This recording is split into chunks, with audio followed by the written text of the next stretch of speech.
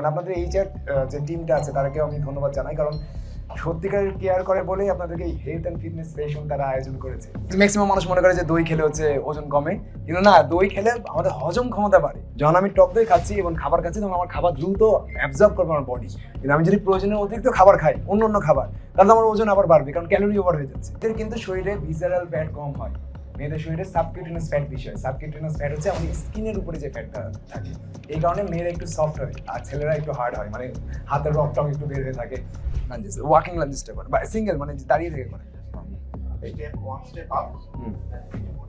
সোজা বডি সোজা, আবার পিছিয়ে চলে আসেন।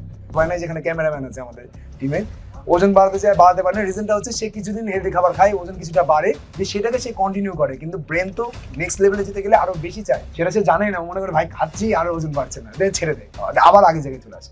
ফ্যাট লসের ক্ষেত্রেও সেম, কিছুদিন কমে, তারপরে যখন টিভি ম্যাচ হয়ে যায় তখন তো আমাদেরকে আরেকটু কমাতে হবে, কিন্তু সেটা আমরা বুঝি না। আর প্রথম দিন থেকে আমরা অনেক কম পরিমাণে খাবার খাই, যার কারণে মেটাবলিজম উইক হয়ে যায়। তখন 5-7 দিন ওজন কমানোর পর আমাদের আর ওজন কমতে চায় না, তখন আমরা মনে করি যে ভাই এত কম খাচ্ছি, ওজন কমতে। রিজন হচ্ছে যে আপনি স্ট্রেসে আছেন, আপনার লিভার আপনার চিনি তৈরি করছে। এটা মিথ বলা যায়, বা অনেকে বলে এটা যে অতিরিক্ত সয়া যদি প্রোটিন হিসেবে ইনটেক করা হয় সেটা কিনা। We are excited to welcome an ISSA certified sports nutritionist and fitness trainer, Mr. Abu Sufyan Taj. He has his own wellness and lifestyle coaching platform called fitlife.com. So he'll be sharing some practical tips and some more knowledge about living healthier and feeling better. So please stay with us and enjoy this session. If we all have been done with having our shingaras and mishtis, let's get healthy from today. Let's start. So I'm handing over. Thank you so much. আমাদের content কারা কারা দেখেছেন এখানে? কি বল, 1 জন 2 জন, videos, একটা ভিডিওসও গেছে, হ্যাঁ এখানে 3 জন, আর অনেক আছে হয়তো বা পেছনে। তবে আশা করি যে ইনফরমেশনগুলো প্রোভাইড করবো আপনাদের ওগুলো কাজে দিবে অনেক বেশি। এবং আমি এই জিনিসটাকে ডিজাইন করেছি এমনভাবে, যারা ডেস্কে জব করে, সামনে কম্পিউটার আছে, যারা এক্সারসাইজ করার টাইম পায় না, যারা ঘুমানোর টাইম কম পায় বা রাত্রে কাজ করে, কিভাবে তারা ফিট থাকবে সেটা সেই রিলেটেড ইনফরমেশনই আমি প্রোভাইড করবো আজকে। তো প্রত্যেকটা জিনিস আপনাদের কাজে লাগবে অনেক বেশি। এবং আপনাদের এই যে টিমটা আছে তাদেরকেও আমি ধন্যবাদ জানাই, কারণ সত্যিকারের কেয়ার করে বলেই আপনাদেরকে এই হেলথ অ্যান্ড ফিটনেস সেশন তারা আয়োজন করেছে। কারণ এটা সব থেকে বেশি ইম্পর্টেন্ট একটা জিনিস এখন হয়ে গেছে। সেটা মেয়েদের, আমরা জানেন যে মেয়েদের বয়স 30 হয়ে যাওয়ার পর পিসিএস হচ্ছে কমন, আর ছেলেদের হার্টের রোগ হচ্ছে অথবা ডায়াবেটিস হচ্ছে। ডায়াবেটিস দুজনেরই হয়, ছেলে আর মেয়েদের। রিজনটা হচ্ছে ফিজিক্যাল অ্যাক্টিভিটি কমিয়ে ফেলা এবং আমরা যে ফুডগুলো খাচ্ছি সেগুলো না মেপে খাওয়া বা না বুঝে খাওয়া। তো হ্যাঁ, আমাকেও অফার করা হয়েছিল আপনাদের সিঙ্গারা এবং মিষ্টি, কিন্তু কিছু কিছু ফ্যাক্টর আছে, যেমন আমরা কি করি যে সিঙ্গারা এবং মিষ্টি কিন্তু আমি নিজেও খাই, কিন্তু সেটা অনেক কম লিমিটে, অনেক কম, মানে পরিমাণ হয়তো বা সপ্তাহে 1 দিন খাচ্ছি বা 15 দিন পর পর বা 20 দিন পর পর একবার খাচ্ছি। কিন্তু যখন রেগুলার বেসিসে খাই তখন কি হয় সেগুলো আপনারা পরবর্তীতে যখন আমি সেশনটা কন্টিনিউ করবো তখন আরও জানতে পারবেন। আমরা এগিয়ে যাই স্লাইড দিকে। এবং দেখেন ফিটনেস, আর ফিটনেস মানে কিন্তু আমরা অনেকের অনেক ভুল ধারণা আছে। আমরা মনে করি যে ফিটনেস মানে হলো 6 প্যাক বডি থাকা লাগবে, মডেলের মতো হওয়া লাগবে, মাস্কুলার বডি থাকা লাগবে, কিন্তু ব্যাপারটা সেরকম না।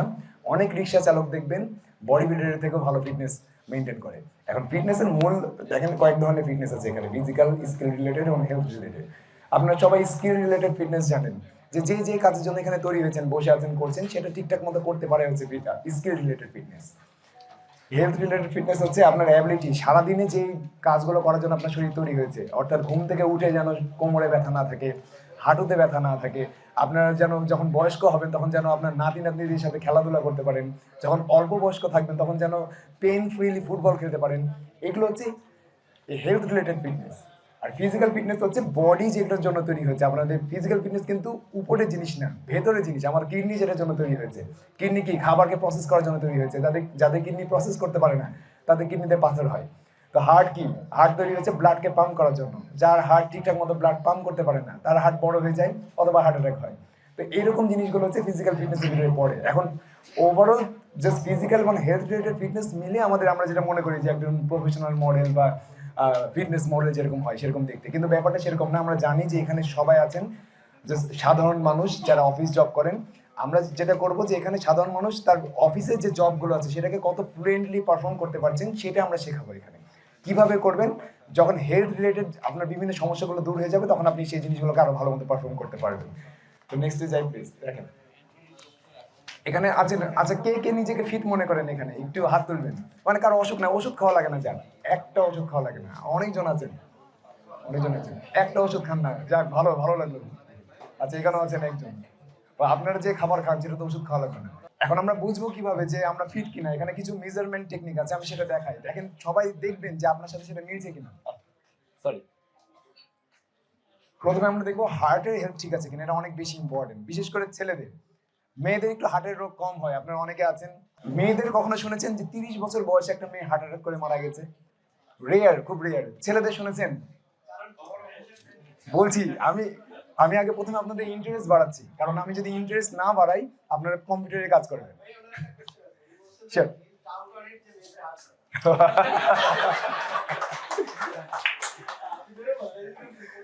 না হতেও পারে, হতেও পারে,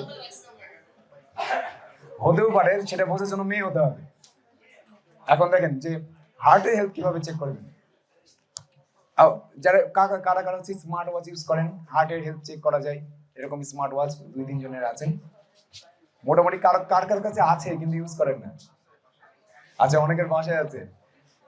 এখন দেখেন ওই জিনিসটা আমি বলছি না যে ওটা কিনতে হবে, ফ্রেন্ডেরটাও ইউজ করতে পারেন। এখন দেখেন একজন সাধারণ মানুষ যিনি বসে থাকা অবস্থায়, অর্থাৎ আপনারা কাজ করছেন নর্মাল, অথবা বাসায় সোফাতে বসে আছেন অথবা বেডে শুয়ে আছেন, সে অবস্থায় আপনার হার্টবিট রেট মিনিমাম 60 হতে হবে পার মিনিট, এবং ম্যাক্সিমাম 100। যদি এর কম হয় তাও সমস্যা, এর বেশি হলেও সমস্যা। তো এটা একটু চেক করবেন সবাই। কার কার নর্মাল আছে কেউ জানেন যে আমি বসে থাকা অবস্থায় আমার এটা নর্মালে আছে? যদি এটা নর্মালে থাকে তাহলে আপনার হার্টের কোনো প্রবলেম নাই। যদি না থাকে তার মানে হার্টের ছোট্ট প্রবলেম আছে যেটা আপনি জানেন না, চেক করলে ধরা পড়বে। তো এইটা হচ্ছে রিমাইন্ডার। এখন এটা হচ্ছে অনেক সময় আমরা কি হয়, অনেকে দেখি না যে হার্ট অ্যাটাক করে সে জানতোই না যে তার হার্টের রোগ আছে। ভয় দেখাচ্ছি না, আপনি ম্যাক্সিমামই দেখবেন যে এখানে কিন্তু এর ভেতরে থাকবে, এই নর্মাল রেঞ্জে থাকবে ম্যাক্সিমাম মানুষের, কারো কারো না থাকতে পারে। তখন সতর্ক হতে হবে। তখন এমন না যে ডাক্তারের কাছে যেতে হবে, তখন কয়েকটা লাইফস্টাইল হ্যাবিট চেঞ্জ করলে তখন আপনার ডাক্তারের কাছে যাওয়ারও প্রয়োজন পড়বে না, কিছুদিনের ভিতরে আপনার নর্মাল হয়ে যাবে। সেটা আমরা শেখাবো কিভাবে নর্মাল করা যায়। যারা অ্যাথলেট, অর্থাৎ যারা খেলাধুলা করেন, অ্যাথলেট বলতে জাস্ট বডি বিল্ডার না, যারা ক্রিকেট খেলেন, ফুটবল খেলেন, বা যে কোনো ধরনের ফিজিক্যাল অ্যাক্টিভিটিতে আছেন, আর সুইমিং করেন, এইরকম মানুষকে 40 থেকে 60, 40-এর নিচে যাবে না, 60-এর উপরে যাবে না। অনেক কিছুদিন আগে শুনেছেন না, নায়ক জসিম ছিল, তার ছেলে মারা গেছে হার্ট অ্যাটাক করে একটা জিম এক্সারসাইজ করতে গিয়ে। এটা কি শুনেছেন? অনেকে অনেকে হয়তো একটু ভাইরাল হয়েছিল। সে কিন্তু একজন অ্যাথলেটের পর্যায়ে পড়ে, কারণ কি সে হচ্ছে এক্সারসাইজ করে, তার হার্টবিট রেট 60-এর উপরে চলে গেছিল। মানে সচরাচর যায়, তার ছোটবেলা থেকে জেনেটিক্যালি হার্টের প্রবলেম ছিল, যেটা নায়ক জসিম সেও কিন্তু হার্ট অ্যাটাক করেই মারা যায়। তো হয়তো বা 50-60 বছর বয়সে মারা যায়। তো তার ছেলের বয়স মাত্র 36 বছর বয়স, আর তার হচ্ছে হার্টবিট রেট এমন ভাবে সে এক্সারসাইজ করছিল যেটা তার হার্টবিট রেট অনেক বেশি বেড়ে যায়, যার কারণে তার হচ্ছে হার্ট অ্যাটাক, ব্লাড আর সাপ্লাই করতে পারেনি যতটা তার হার্ট ব্লাড ডিমান্ড করছিল। এটা রিজনটা এটা সবার হবে তা না। এটার ব্যাপারটা হচ্ছে যে সে কয়েক ধরনের সাপ্লিমেন্টও ইউজ করতো, যেগুলো হচ্ছে আমাদের হার্টবিট রেট বাড়ায় দেয়, যেন আমরা এনার্জি বেশি পাই। তো এটা হচ্ছে ট্রেনারকে একটু গাইড করতে হয় যে হ্যাঁ এইভাবে এইভাবে করলে হয়। যেমন আমরা পরবর্তীতে শেখাবো যে কত এক্সারসাইজ করলে, কিভাবে এক্সারসাইজ করলে হার্ট অ্যাটাক হবে না। যেমন তামিম ইকবালের শুনেছেন না, হার্ট অ্যাটাক হয়েছিল, এটা তো সবাই শুনেছেন ক্রিকেট খেলতে গিয়ে। তো মাঠে তার হার্টবিট রেট, তার হার্টের প্রবলেম ছিল জেনেটিক্যালি, তার বাবাও হার্ট অ্যাটাক করে মারা গেছে। তো সেই ক্ষেত্রে সে হচ্ছে তার হার্টবিট রেট 60-এর উপরে চলে গেছে। তো তামিম ইকবাল এখন আমাদের সাথে কাজ করছে, মোটামুটি এখন আমরা নর্মালে নিয়ে আসছি তাকে। তো সেগুলো আমরা পরে আলোচনা করবো। তো আপনারা দেখবেন যে যারা এক্সারসাইজ করেন হার্টবিট রেট 60-এর উপরে চলে যাচ্ছে কিনা, রেস্ট নেওয়া অবস্থায়, নট এক্সারসাইজ করা অবস্থায়, রেস্ট নেওয়া অবস্থায় যাচ্ছে কিনা। আর সাধারণ মানুষ হলে 100-এর উপরে যাওয়া যাবে না। যদি যাই তাহলে লাইফস্টাইল চেঞ্জ করতে হবে দ্রুত, নাহলে খুব দ্রুত এই প্রবলেমে পড়বে। মাসকুলার স্ট্রেংথ, এটা হচ্ছে আপনার শরীরের যত ওজন, যার যার যত শরীরের ওজন, তত নিজে আপনি সরাতে পারেন কিনা, চাপতে হবে কথা, তত নিজে আপনি মুভ করতে পারেন কিনা। ধরেন এখানে প্রত্যেকের মোটামুটি অনেকে নিজের ওজন সম্পর্কে আইডিয়া আছে। ধরেন একজনের ওজন হচ্ছে 100 কেজি, সে তো 100 কেজি সরাতে পারবে না। তার আইডিয়াল ওয়েট কত হবে? তার আইডিয়াল ওয়েটের সমপরিমাণ ওজন সরাতে হবে। ধরেন একজন, আমার হাইট অনুযায়ী আমার আইডিয়াল ওয়েট হচ্ছে 78 থেকে 80 কেজি। আমার ওজনে 80, 82, 78, 75 এর মধ্যে থাকে। যখন ইচ্ছা হয় কমায়, যখন ইচ্ছা হয় একটু বাড়ায়। তো আমি এই অবস্থাতেই 75 থেকে 80 কেজি সরাতে পারছি কিনা, মুভ করতে পারছি কিনা। আমার ওজন যদি 100 কেজি হয়ে যায় তারপরেও 75 কেজি সরাতে পারছি কিনা। কারণ আমার ধরেন এই হাইটে আরো বেশি যদি আমি 100 কেজি ওজন বাড়াই ফেলি তাহলে আমাকে দেখতে অবিজ লাগবে। আমি সেই অবিজ অবস্থায়, যেখানে অনেকে আছেন এরকম অবস্থায়, তারা আপনাদের আইডিয়াল ওয়েট কত সেটা আগে জানতে হবে। সেটা আমরা একটু পরে জানবো, পরে স্লাইডে দেখাবো। তো আইডিয়াল ওয়েটের সমপরিমাণ ওজন আমাদেরকে মুভ করার অ্যাবিলিটি থাকতে হবে। যদি না থাকে তাহলে বুঝতে হবে আমার মাসল উইক। আর মাসল যাদের উইক থাকে তাদের হাড্ডিতে ব্যথা হবে, কোমরে ব্যথা হবে, হাঁটুতে ব্যথা হবে। তো অনেকে আছে না বয়স হয়ে যায় বলে হাঁটুতে ব্যথা হচ্ছে, হাড্ডিতে ব্যথা হচ্ছে, রিজনটা হচ্ছে তার মাসলটা উইক, সে সেটা জানেই না। তো আমরা এটা জানাচ্ছি আগে, আমরা প্রবলেম না জানালে তো আপনি সলিউশন নিয়ে কাজ করবেন না। বডি মাস ইন্ডেক্স, এটা হচ্ছে সাধারণ মানুষের ক্ষেত্রে কাজে দেয়। এটা যারা অ্যাথলেট, যাদের মাসকুলার বডি আছে তাদের ক্ষেত্রে বডি মাস ইন্ডেক্স কাজ দিবে না। এটা হচ্ছে আমাদের উচ্চতা যত, আমাদের উচ্চতাকে আমাদের ওজন যত সেটাকে উচ্চতার স্কোয়ার দ্বারা ভাগ দিতে হবে। তবে উচ্চতাটা হতে হবে মিটারে, যেমন 3.06 মিটার। এটা যত সম্ভব কত ইঞ্চি হবে এটা ইঞ্চিতে কনভার্ট করতে হবে। তো এই হাইটটা দেখেন, তার ওজন 75 কেজি, তার উচ্চতা হচ্ছে 3.06 মিটার, 24.5 পয়েন্ট আসছে তার বিএমআই। কত বিএমআই হলে আপনারা জানেন? কেউ কেউ আপনার উচ্চতা কত হাইট মিটারে কে কে জানেন বা কনভার্ট করতে পারবেন গুগলে সিম্পলি। ওই যে একজন আছে ওখানে পিছনে জানেন। আমরা পরে যখন কোয়েশ্চেন সেশন আসবে তখন আমরা সবার ক্ষেত্রে আস্তে আস্তে কোয়েশ্চেনগুলো নিব, আগে আমরা বেসিক জিনিসগুলো বুঝিয়ে নিই। তো আপনার উচ্চতা যেটা আসছে সেটা আপনার ওজন দ্বারা ভাগ দিন, দিয়ে দেখেন যে আপনার 24.5 আসছে কিনা বা তার নিচে আসছে কিনা, কত হলে হেলদি সেটা দেখুন। দেখেন যদি 18.5-এর নিচে আসে তাহলে আপনি আন্ডারওয়েট অথবা ওজন বাড়াতে হবে।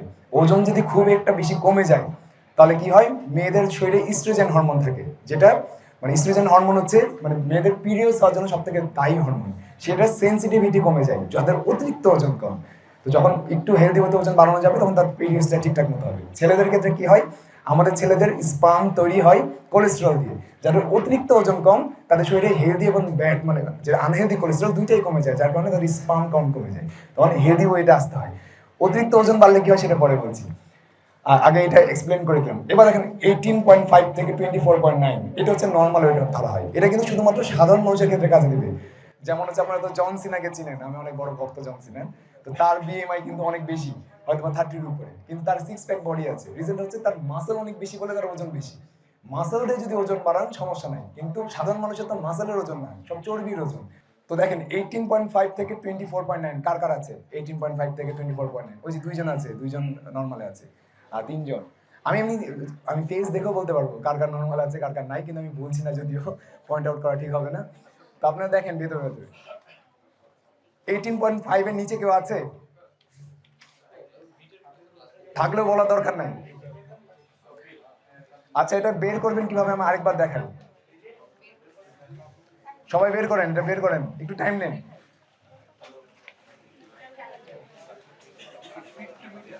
হ্যাঁ হ্যাঁ, ফিটকে মিটারে কনভার্ট করেন। আপনি ধরেন 5 ফিট 7 ইঞ্চি, 5 ফিট 7 ইঞ্চিকে আপনি মিটারে কনভার্ট করেন, দেখেন মিটার আসবে, সেটা দ্বারা ভাগ দিবেন। মিটার স্কোয়ার দ্বারা আবার ভাগ দিতে হবে।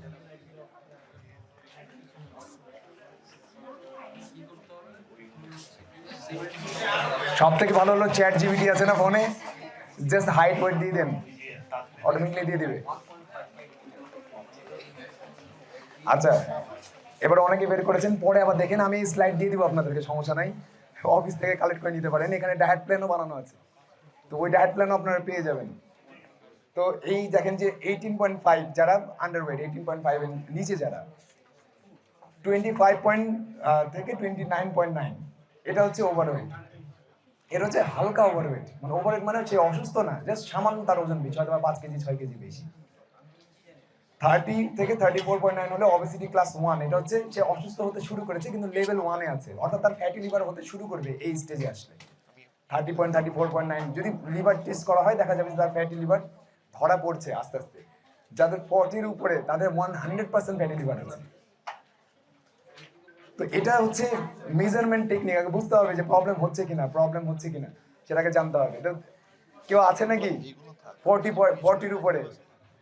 থাকার কথা না, 40-এর উপরে থাকলে এখানে অনেক মানে তাকে দেখে বোঝা যেত যে সে 40-এর উপরে না আছে। এখানে অবেসিটি ক্লাস 1 পর্যন্ত আছে, 2, 3, 9 1 পর্যন্ত আছে। এরপরে যাই, দেখেন এখানে আমি সহজভাবে এই চারটা যে বিএমআই টেকনিক আছে, ফর্মুলা আছে, সেটার উপর তৈরি করা হয়েছে। কিন্তু এক্স্যাক্ট এই ওজন হতে হবে সেটা না, এর থেকে 10% বেশি হওয়া যাবে না, 10% কম হওয়া যাবে না। এই ওয়েটটা থেকে যদি 10% বেশি হয় তাহলে আপনি ওভারওয়েট, 10% কম হলে আপনি আন্ডারওয়েট। এটা মেয়েদের জন্য ছেলেদের জন্য সেম। এই চারটা দিয়ে দিব, চাইলে ছবি তুলে নিতে পারেন, সমস্যা নেই। 10% বেশি হলেও আপনি ওভারওয়েট, 10% কম হলে আপনি আন্ডারওয়েট। এটা হচ্ছে একদম পিন পয়েন্ট ওজন।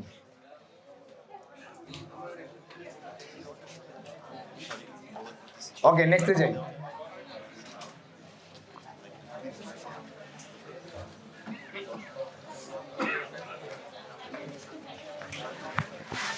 তার আগে যাই একটু, এবার দেখেন 25 থেকে 29.9। আমি তো একটু আগে বললাম যে যারা অতিরিক্ত পাতলা তাদের শরীরে কি হয়। এবার যারা অতিরিক্ত মোটা, মানে যাদের ওজনটা অনেক বেশি, তাদের শরীরে যেটা হয় সেটা হলো, ছেলে যারা আছে, ছেলে মানুষের শরীরে টেস্টোস্টেরন হরমোন থাকে, সেটা মোটামুটি সবাই জানে। এখন আমাদের শরীরে কিন্তু এক ধরনের এনজাইমও থাকে যেটার নাম অ্যারোমাটেজ। তো যখন কারো শরীরে চর্বি অনেক বেশি বেড়ে যায় স্বাভাবিকের মাত্রায়, তখন সেই অ্যারোমাটেজ এনজাইম আমাদের যে টেস্টোস্টেরন হরমোন আছে সেটার সাথে বিক্রিয়া ঘটে, সেটাকে ইস্ট্রোজেনে রূপান্তর করে ফেলে, অর্থাৎ মেয়েদের হরমোনে রূপান্তর করে ফেলে। এই কারণে যে যত বেশি ওজন বাড়াবে তার শরীরে টেস্টোস্টেরন বেশি, মানে ওজনটা আবার হাত পায় না, যার তলপেটে বেশি চর্বি জমবে, যেটাকে ভিসারাল ফ্যাট বলা হয়। ভিসারাল ফ্যাট হচ্ছে কিডনির পাশে, লিভারের পাশে যার যত বেশি চর্বি জমবে। আমাদের লিভার কিন্তু আমাদেরকে ব্রেনকে সিগন্যাল দেয় বলে আমাদের সবগুলো হরমোন উৎপাদন হয়। লিভারে যার ফ্যাট থাকবে তার টেস্টোস্টেরন হরমোন কমে যাবে। এটা হচ্ছে প্রবলেম। তো অনেকে আছে না যে হার্বাল প্রোডাক্ট ইউজ করে, কোনো লাভ হবে না যদি আপনি আগে থেকে লাইফস্টাইল ঠিক করে আইডিয়াল ওয়েটে না আসেন। আইডিয়াল ওয়েটে আসার পর আপনি হার্বাল ইউজ করতে পারেন, হার্বাল কিছু প্রোডাক্ট আছে যেগুলো ভালো, সেগুলো ইউজ করতে পারেন, তখন আপনি লাভবান হবেন। কিন্তু যদি আপনি জাস্ট লাইফস্টাইল ঠিক নাই, আপনি হচ্ছে অনেক বেশি মানে এক্সারসাইজও করেন না, জাস্ট প্রোডাক্ট ইউজ করছেন, বা হেলদি ডায়েট মেনটেন করছেন না, খাবার কন্ট্রোল করছেন না, জাস্ট প্রোডাক্ট ইউজ করছেন, তখন রেজাল্ট পাবেন না। আর মেয়েদের ক্ষেত্রে কি হয়, মেয়েদের ক্ষেত্রে কি হয় বলেন? আচ্ছা, ইন্টারেস্ট বাড়ায়। মেয়েদের কিন্তু শরীরে ভিসারাল ফ্যাট কম হয়, মেয়েদের শরীরে সাবকিউটেনাস ফ্যাট বেশি হয়। সাবকিউটেনাস ফ্যাট হচ্ছে আমাদের স্কিনের উপরে যে ফ্যাটটা থাকে, এই কারণে মেয়েরা একটু সফট হয় আর ছেলেরা একটু হার্ড হয়, মানে হাতের রকটক একটু বের হয়ে থাকে ছেলেদের। তো যেই সকল দেখবেন যে যারা কিছু কিছু পুরুষ আছে একদম সফট হয়ে যায়, যারা অতিরিক্ত, যাদের শরীরে টেস্টোস্টেরনটা কমে যায়, তাদের বডিটা আস্তে আস্তে সফট হয়ে যাবে। আর যে সকল মেয়েদের শরীরে কেন এটা হয় না, মেয়েদের শরীরে ইস্ট্রোজেন হরমোনের কারণে মেয়েদের শরীরে টেস্টোস্টেরনটা কম থাকে। এই টেস্টোস্টেরনটা হচ্ছে মাংসপেশি তৈরি করার হরমোন, বুঝতে পেরেছেন, বা পুরুষালী বৈশিষ্ট্যের হরমোন। আমাদের পুরুষ আছে না, আদি পুরুষ থেকে জঙ্গলে শিকার করতো, কাজ করতো, মানে পরিশ্রমমূলক কাজ পুরুষরা করতো। আর হচ্ছে যেগুলো কম পরিশ্রমমূলক কাজ, যেগুলো হচ্ছে ওগুলো সব নারীরা করতো, মানে বাচ্চা সামলানো বা এখন তো যুগ পাল্টেছে, এখন আলাদা আলাদা কাজ আছে। কিন্তু তখনকার নারীরাও পরিশ্রম করতো, মানে যেই পশুটাকে ধরে নিয়ে আসা হতো সেটাকে প্রসেস করা বলেন, বা হচ্ছে পাথর দিয়ে বাড়ি বানানো বলেন, নারী পুরুষ দুজন মিলে একই সাথে করতো, তার মানে ওয়েট লিফটিংটা হতো। তো সেই সময় আমাদের হেলথটা কি হতো, আমাদের আয়ু কম ছিল, 20 বছর 25 বছর গড় আয়ু হয়তো বা 25 বছরও ছিল, এক সময় 40 বছরও ছিল। কিন্তু ওই 40 বছরই সুস্থভাবে বাঁচতো, অর্থাৎ যেদিন মারা যাবে সেদিন নিজের খাবার নিজেই সংগ্রহ করতো মানুষ, যেটা দুনিয়ার সব পশু প্রাণী করে। কিন্তু এখন কেন এরকম হয়ে গেছে?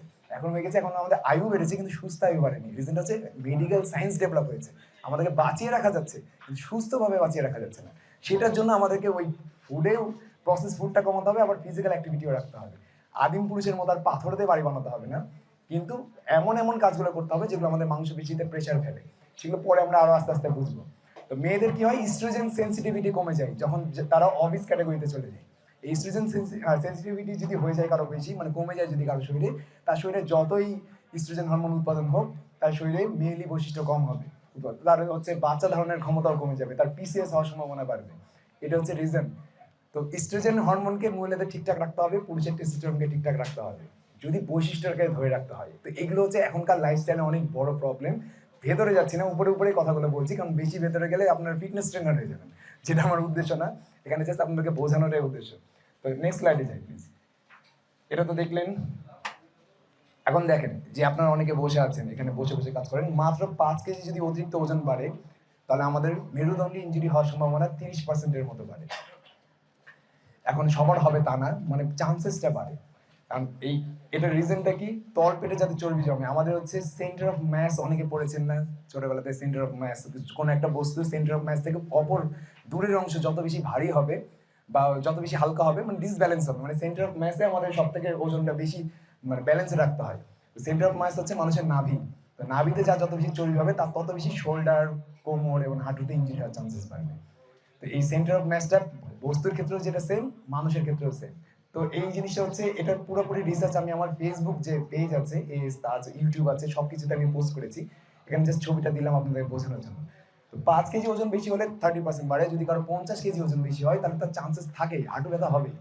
হাঁটু ব্যথা হবে একদিন, হয়তো বা অল্প বয়স হবে না, 30 বছর বয়সে ক্যালসিয়াম একটু ঠিকঠাক থাকে, 35-40 হবে, সাথে সাথে হাঁটু ব্যথা শুরু হবে বা কোমরের ব্যথা শুরু হবে।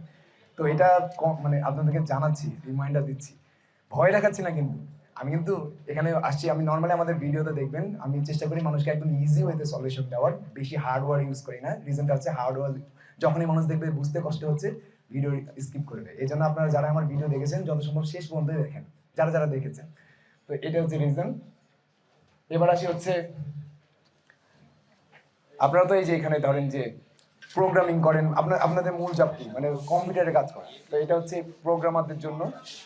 পরে আসি, যদি আমি বলি যে আপনাদের চোখে যেরকম প্রবলেমটা হয়, পশ্চার এবং স্পাইন কিভাবে ঠিক করবেন, যে বসে বসে কাজ করছেন সবারই প্রবলেম হচ্ছে পশ্চারটা ঠিক থাকে না। কি কাজ করলে কিভাবে করলে আমার কোনো ইনজুরি হবে না, আমার ওজন বেশি থাকলেও কোনো ইনজুরি হবে না, কিছু অভ্যাস আছে সেটা আমরা দেখবো। একটু দেখেন, টেবিলে হাত রেখে কাজ করতে হবে, আবার পিঠটাকে চেয়ারে ঢেকে রাখতে হবে, সামনে আসা যাবে না। আপনারা যখনই কাজ করবেন টেবিলে হাত থাকবে, একটা চেয়ার নিয়ে আসেন সামনে, দেখুন একটা চেয়ার দিন আমাকে, আমি একটু দেখাই। আচ্ছা বসবেন যখন টেবিলে, অনেকে দেখবেন যে হচ্ছে ব্যাক সাপোর্ট পাওয়া যায়, যে এখানে একটা ব্যাক সাপোর্ট লাগানো হচ্ছে, ওটাও লাগাতে পারেন, তাহলে পশ্চারটা ঠিক থাকবে। এই পিঠের হেলানা দিয়ে রাখতে হবে, কিন্তু তাই বলে আবার চেয়ারের একদম শেষ অংশে যে বসতে হবে, সামনে বসে যাবেন। অনেক আছে চেয়ারের একটু সামনে এসে আগে বসেন, সেক্ষেত্রে মেরুদণ্ডটা ডিসব্যালেন্স, এটা করে দেবেন। চেয়ারের একদম শেষ অংশে যেতে হবে, একটা হিপ যেটা আছে এবং শোল্ডার পিঠ যেটা, ওটা চেয়ারের হেলান দেওয়া অবস্থা থাকতে হবে এবং হাত থাকবে হচ্ছে টেবিলের উপরে কিছুটা অংশ। এই পশ্চারটা মেনটেন করতে হবে, অনেক কঠিন কিন্তু জাস্ট মাইন্ড, মানে যখন আপনি বসবেন তখন এটা ফিল করবেন যে আমার চেয়ারের শেষ পর্যন্ত যে বসলাম এবং হচ্ছে পিঠটা ঠিক আছে। যখন আমরা সামনের দিকে ঝুঁকে কাজ করি তখন ডিকম্প্রেশন হয়, সেটা আমরা পরে দেখাচ্ছি। এই যে এলবোসটা টেবিলে রাখতে পারেন অথবা হাতের কবজিটা টেবিলে রাখতে পারেন, এটাতে কি হয় শোল্ডারের উপরে প্রেশার পড়ে, যখন হাতের টেবিলের উপরে রাখছি তখন ভরটা একটু লোড কমে। স্ট্রেটের তো বললাম, ঘুমাতে হবে হলো ইয়ে আছে না কিছু রেস্টুরেন্টে হোটেলে হচ্ছে বেড আছে, ঢুকে যায় একদম ভিতরে স্প্রিং আলা বেড, ওই রকম বেড হলে কোমরটা সোজা থাকে। হ্যাঁ, দিনে চলে যেতে পারেন 5 স্টার আপনার হচ্ছে হোটেলে যদি যান, তো সেখানে আর হচ্ছে আপনি ইয়ে বেড পাবেন না, শব্দ বেড পাবেন না, ওরা তো লাক্সারি বেডই নিলাম। এক এক দিনের জন্য সমস্যা, রোজ রোজ নরম বেডে ঘুমালে আমাদের সমস্যা, কষ্টের একটু দীর্ঘমেয়াদী। আচ্ছা, এই দুটো হচ্ছে মেইন প্রবলেম, যে হচ্ছে আমরা হচ্ছে এই সার্ফেসটা আমাদের নরম হয়ে যায়, অনেকে নরম বেডে ঘুমায় তখন আমাদের কোমর বাঁকা থাকে, মানে কোমরটা কি হয় ডিকম্প্রেশন, আমি একটু পরে বোঝাচ্ছি। এবং এই জিনিসটাকে ঠিক রাখতে হবে, এবং কম্পিউটারের দিকে কিভাবে তাকাবেন বা কম্পিউটারের হাইট যেটা আপনাদের মনিটরে, সেটা হাইটটা কোন জায়গায় হবে সেটা আমরা পরে দেখবো। সেটা আমরা আগে দেখি যে 20 বছর বয়সে আমাদের যে জেলটা থাকে, এগুলো প্রত্যেকের জেল থাকে, এই জেলগুলো বয়সের সাথে সাথে নষ্ট হয়। বয়সের সাথে সাথে নষ্ট হবে না যদি জেলকে মুভমেন্ট করা যায়। আমাদের ব্রেন কিন্তু খুবই স্মার্ট, আমরা দেখি না যে বিভিন্ন যন্ত্রের মাঝে মোবিল দেওয়া হয়, আমাদের আচ্ছা 20 বছর বয়সে আমাদের প্রত্যেকের জেল প্রিজার্ভ থাকে। ধরেন এটা মোবিলের মতো জেল, সাইনেবল ফ্লুইড বলা হয়। আচ্ছা 20 বছর বয়সে দেখেন আমাদের জেলটা একদম প্রিজার্ভ থাকে, যেটা হচ্ছে মোবিলের মতো, ওটা হচ্ছে একটা মোবিল ধরেন, যেটাকে সাইনেবল ফ্লুইড বলা হয়। মনে রাখতে পারবেন না যে ধরে নেন আমাদের মেরুদণ্ডের মোবিল, যেটা বিভিন্ন যন্ত্রের ভিতরে ঘর্ষণ কমানোর জন্য ব্যবহার করা হয়। আমাদের ব্রেন অত্যন্ত স্মার্ট, আমাদের যেখানে যেখানে আমরা ইউজ করি যে যে বডি পার্টটা, সেটার সাথে এই মোবিলটা বাড়াতে থাকে, অটোমেটিক তৈরি করতে থাকে। আমরা যে ক্যালসিয়াম জাতীয় ফুড খাই না, সেটা কি করে, সেটা তো আমাদের আর মলমূত্রের সাথে বের হয়ে যাবে, সেটা আমাদের বডি কোনো না কোনো জায়গায় কাজে লাগে। ওই জিনিসটা হচ্ছে বডি কাজে লাগে, যেটা যেটা আমরা ইউজ করি।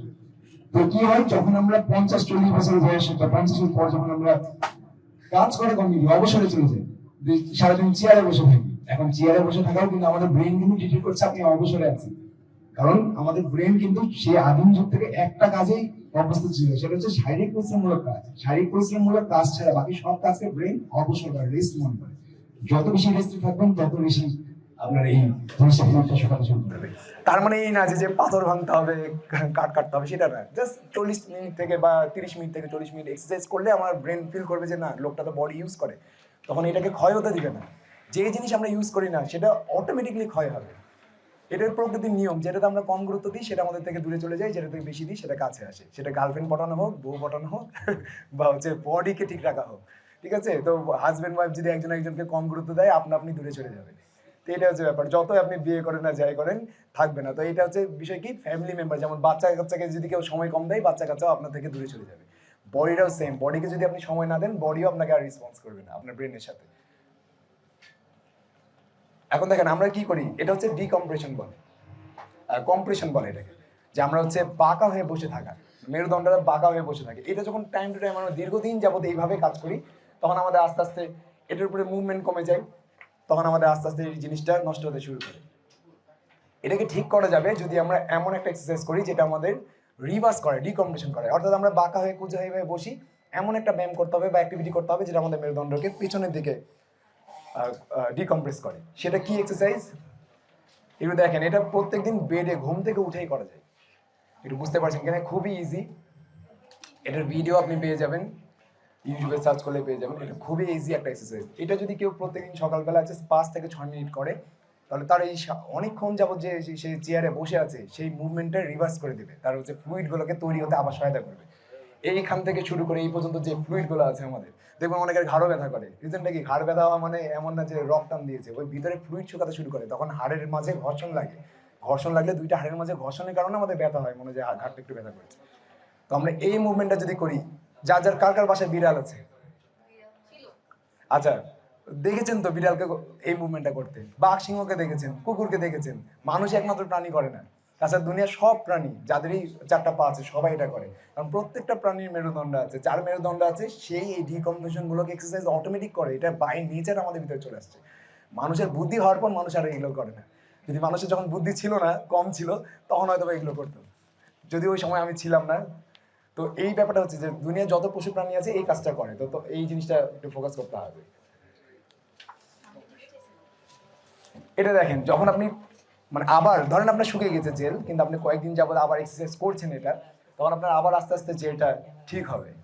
এখন এই ছবিটা দেখে অনেকে জেল ঠিক হয়ে গেছে ছবিটা দেখে। তো এই জিনিসটা কি, যে এই এক্সারসাইজগুলো একটু ধীরে ধীরে, একদম স্লো, একদম ইজি এক্সারসাইজ আমি দিয়েছি আপনাদের। আমি জানি আপনাদেরকে যে যদি বলি এই ডাম্বল চ্যানেল আপনারা করবেন না, আমি ওগুলো বলতেও আসিনি। আমি আসছি যে এখানে আপনার প্রবলেমগুলো কমাতে, যেগুলো ম্যাক্সিমাম প্রবলেম হয়। কার কার কোমরে ব্যথা আছে, মানে ব্যথা হয়, আজকে থেকে একটু ট্রাই করবেন। আশা করি আপনার 1 মাস পর আপনি রিলিফ পাবেন। এটা কোনো ওষুধ খাওয়া লাগবে না।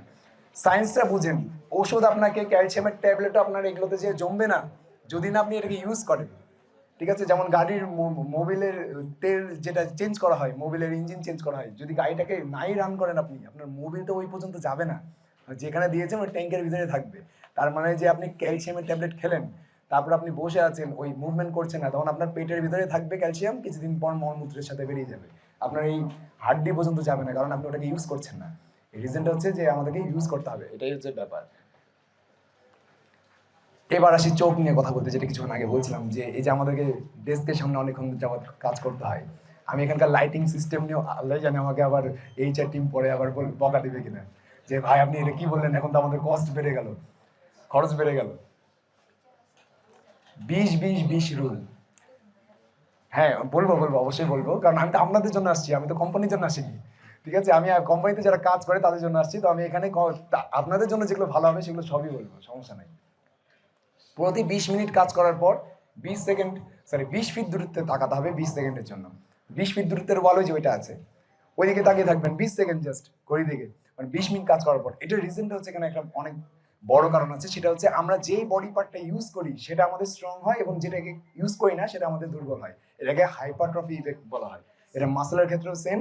দেখবেন কিছু কিছু মানুষ আছে না, প্রথম ব্যায়াম করতে গেলে কখনো শুনেছেন যে 5 কেজি চাপতে অনেক কষ্ট হয়, কেউ যদি করে থাকেন ব্যায়াম কখনো, কিন্তু 2 মাস বা 1 বছর পর দেখবেন 5 কেজি আর কিছুই মনে হয় না। রিজনটা কি, আমরা মাসেলকে বারবার ইউজ করছি বলে আমাদের ব্রেন সিগন্যাল পাঠিয়েছে যে লোকটা পরের বারও 5 কেজি ইউজ করবে, একে তো কমফোর্ট জোনে রাখতে হবে, এই জন্য কষ্ট কম হয়, তাই ওই মাসেলটাকে আরো স্ট্রং করো। এটা ব্রেনই আমাদেরকে এইভাবে কাজ করে। তো আমরা যেই মাসেল যত বেশি ইউজ করবো, সেটা পরের বার যেন আরো কম খাটনি করে বা আমাদের যেন কষ্ট কম হয়, তাই আমাদের ব্রেন সেটাকে স্ট্রং করে। চোখের ক্ষেত্রে সেম, চোখের ভিতরে ক্ষুদ্র ক্ষুদ্র, ওগুলোর নাম আমার মনে নাই, ক্ষুদ্র ক্ষুদ্র হচ্ছে সেন্সর আছে, যেগুলো যখন আমরা দূরের দৃশ্য দেখি তখন এক ধরনের সেন্সর কাজ করে, যখন কাছে দেখি তখন আলাদা কাজ করে। তো যে ব্যক্তি কাছের দৃশ্যই বারবার দেখছে, দূরের দৃশ্য দেখছে না, সে ব্যক্তি দূরের দৃশ্য দেখার ক্ষমতা কমে যাবে। আর এটা কিছুদিন আগে একটা রিসার্চে আসছিল, 2050-এর ভিতরে 70% মানুষেরই দূরের দৃশ্য দেখার ক্ষমতা কমে যাবে। রিজনটা কি, আমরা দূরের দৃশ্য তো দেখছি না, হয় টিভি দেখছি, অথবা কম্পিউটার দেখছি, অথবা মোবাইল দেখছি। দূরের প্রকৃতিতে কারা তাকান, যে অনেক দূরে গাছ, আছে বা পাখি উড়ে যাচ্ছে, এখন আর মানুষ এরকম দেখে না, যেহেতু শহরে থাকি, আশেপাশে খালি আমরা বিল্ডিং দেখি আর হচ্ছে কম্পিউটার, ফোন। তো এই কাছের দৃশ্য আমরা এত বেশি দেখছি যে আমরা দূরের দৃশ্য যেহেতু দেখছি না, সেহেতু আমাদের এটা ক্ষমতা আপনা আপনি কমবে। আমি কিছুক্ষণ আগে বলছিলাম প্রকৃতির নিয়ম হলো যেটাতে আমরা কম ইউজ করি বা কম গুরুত্ব দিই, সেটা আমাদের থেকে দূরে সরে যায়। আবার কাছের দৃশ্য দেখার ক্ষমতা মানুষের এক্সেলেন্ট লেভেলের বেড়ে যাবে। মানে যত কাছের জিনিস হবে মানুষ সূক্ষ্মভাবে দেখতে পাবে, দূরের দৃশ্য দেখতে পাবে না। রিজনটা হচ্ছে আমরা কাছের জিনিস অনেক বেশি পরিমাণে ইউজ করছি।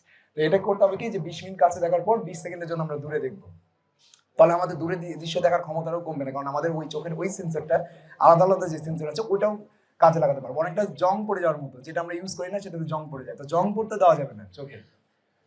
20 সেকেন্ডের জন্য তাকাবেন এবং দেখেন অ্যাডজাস্ট ব্রাইটনেস এন্ড কন্ট্রাস্ট।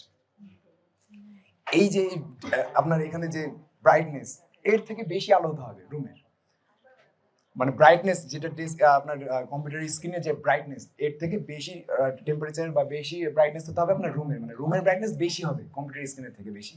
অনেক আছে না যে অন্ধকার রুমে আমরা হচ্ছে মোবাইল ইউজ করি, ওটাতে দেখবেন যে অন্ধকার রুমে মোবাইল ইউজ করলে সব থেকে বেশি চোখের ক্ষতি হয়। যদি মোবাইল ইউজ করতে হয় তাহলে লাইট জ্বালিয়ে করেন, লাইট জ্বালানো অবস্থায় করেন। যত বেশি আপনি ব্যাকগ্রাউন্ড কালো হবে এবং তার সামনে যে বস্তুটা আছে সেটা উজ্জ্বল হবে, তত বেশি চোখের উপরে প্রেশার পড়ে।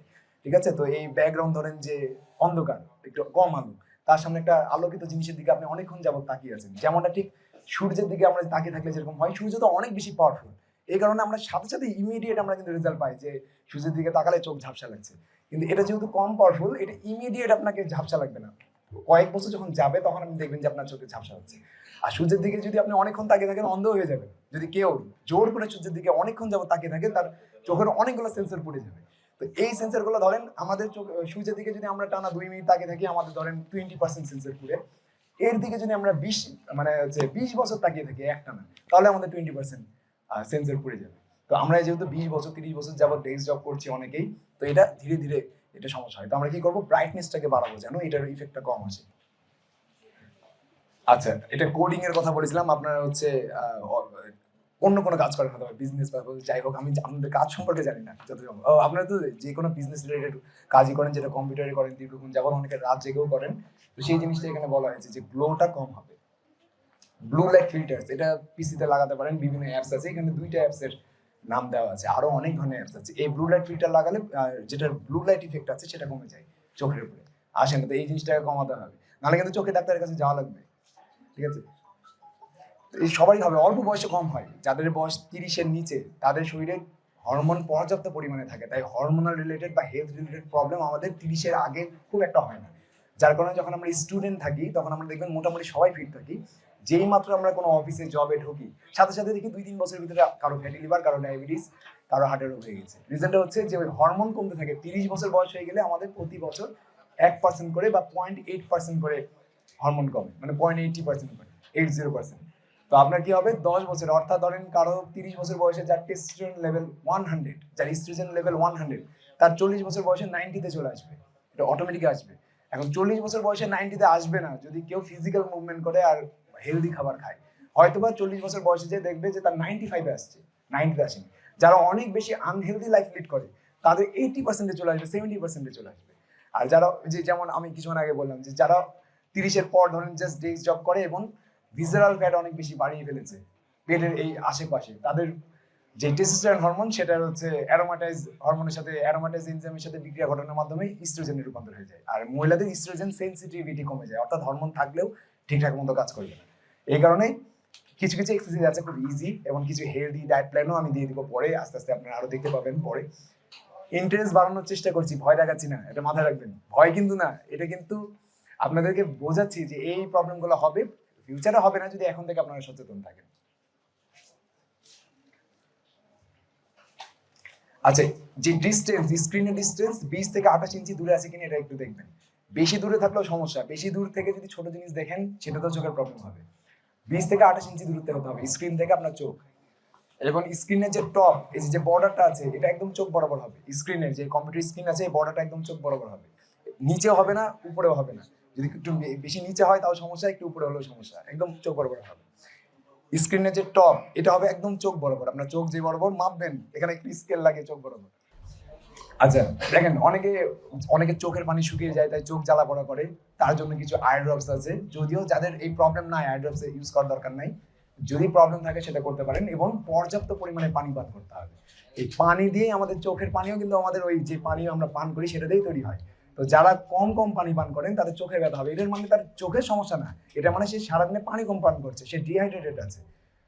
তো এইরকম জিনিসটাকে কি করতে হবে, হাইড্রেটেড হতে হলে আমাদেরকে প্রতি 9 কেজি ওজনের বিপরীতে 1 গ্লাস পানি পান করতে হবে। তো আপনার শরীরের ওজন যদি 90 কেজি হয় তাহলে 9 গ্লাস পানি সারাদিনে পান করতে হবে। নর্মাল যে গ্লাস আছে আমাদের বাসায় সেটা হলেই হবে, ঠিক আছে? আপনার ওজন যদি 50 কেজি হয় তাহলে কত 4-5 গ্লাস পানি পান করতে হবে, 5.5 গ্লাস পানি পান করতে হবে। তো এটা একটু মাথায় রাখবেন, এটা খুবই ইজি ওয়ে। এই পানি যদি পান না করেন তাহলে চোখের ব্যথা হবেই, কিন্তু আমরা মনে করবো এটা মনে হয় চোখের সমস্যা, কিন্তু আসলে এটা চোখের সমস্যা না, পানি কম খাচ্ছি আমরা। আর ক্যাফিন, অতিরিক্ত কফি খাওয়া যাবে না, মানে লিমিট আছে একটা, যে কাজের আগে আপনি খেলেন, কিন্তু অনেকে আছে যে অভ্যাস করে ফেলেছেন যে কফি না খেলেই তাদের আর কাজ করতে ভালো লাগে না বা এনার্জেটিক ফিল হয় না। এখন কফির ভিতরে একটা অ্যাডিনোসিন নামে একটা কেমিক্যাল আছে, এই অ্যাডিনোসিন কেমিক্যাল আমাদের ব্রেনে যেটা ঘুম আসার বা টায়ার্ডনেসের যে কেমিক্যাল উৎপন্ন হয় সেটার মাঝে একটা ব্লকেজ সৃষ্টি করে, যার কারণে আমাদের বডি টায়ার্ড হলেও আমাদের অ্যালার্টনেস বেড়ে যায়, অর্থাৎ আমাদের মনোযোগ বেড়ে যায়। সেটার একটা মাত্রা আছে, লিমিট আছে। এখন যদি আপনি অতিরিক্ত মনোযোগ বাড়ানোর চেষ্টা করেন তখন আবার সমস্যা। যেমন ঠিক ফেন্সিডিল কি কাশির জন্য বানানো হয়েছিল, কিন্তু মানুষ এটাকে নেশা হিসেবে নিয়েছে। তো কফিকেও নেশা হিসেবে নেওয়া যাবে না, তখন আপনার কি হবে, রাতে ঘুম আসতে কষ্ট হবে। এবং শরীরের পানিও, যারা অতিরিক্ত বেশি কফি পান করে তাদের প্রস্রাবের মাধ্যমে ওয়াটার সলিউবল কিছু ভিটামিন আছে যেগুলো পানির মাধ্যমে বেরিয়ে যায়, প্রস্রাবের মাধ্যমে বেরিয়ে যায়। যারা অতিরিক্ত কফি পান করে, কত কাপ সেফ, সারাদিনে 3 কাপ ম্যাক্সিমাম, এর বেশি না, ঠিক আছে? সারাদিনে 3 কাপ। আর সেটা ব্ল্যাক কফি হলে ভালো, সেটা দুধ কফি বা চিনি দেওয়া কফি হলে একটু সমস্যা। তো আমরা পরে আস্তে আস্তে এক্সপ্লেন করবো আগে। এইবার চোখের জন্য কি কি আপনি খাবেন, মানে কি কি খাবেন, হেলদি খাবারের ভিতরে পড়ে যায় সব থেকে বেশি ইম্পর্টেন্ট হচ্ছে ভিটামিন এ, যেটা ক্যারোটস মানে গাজর এবং মিষ্টি আলুতে বেশি থাকে। আর লিউটিন আর জিয়ানজাথিন, এই দুইটা উপাদান চোখের জন্য অনেক বেশি বেস্ট। এটা হচ্ছে যেগুলো সবজিতে পাতা থাকে, সেই সব সবজিগুলো খেলে এই চোখের জ্যোতিটা বাড়ে। আর বাকি আরো অনেক কিছু আছে, ওমেগা 3 ফ্যাটি অ্যাসিড আছে, যারা বাদাম খান বা ফ্ল্যাক্সিড খান বা মাছ খান, এরকম জিনিসগুলো খেলেও এগুলো চলে যায় বডিতে। এখন এই জিনিসগুলো মোটামুটি আমরা সচরাচর সবাই খাই, কিন্তু সমস্যা হচ্ছে আমরা কম খাই, মানে যেই পরিমাণ দরকার খাওয়ার সেই পরিমাণ খাই না। কি পরিমাণ দরকার সেটাও আমরা দেখাবো খাওয়ার।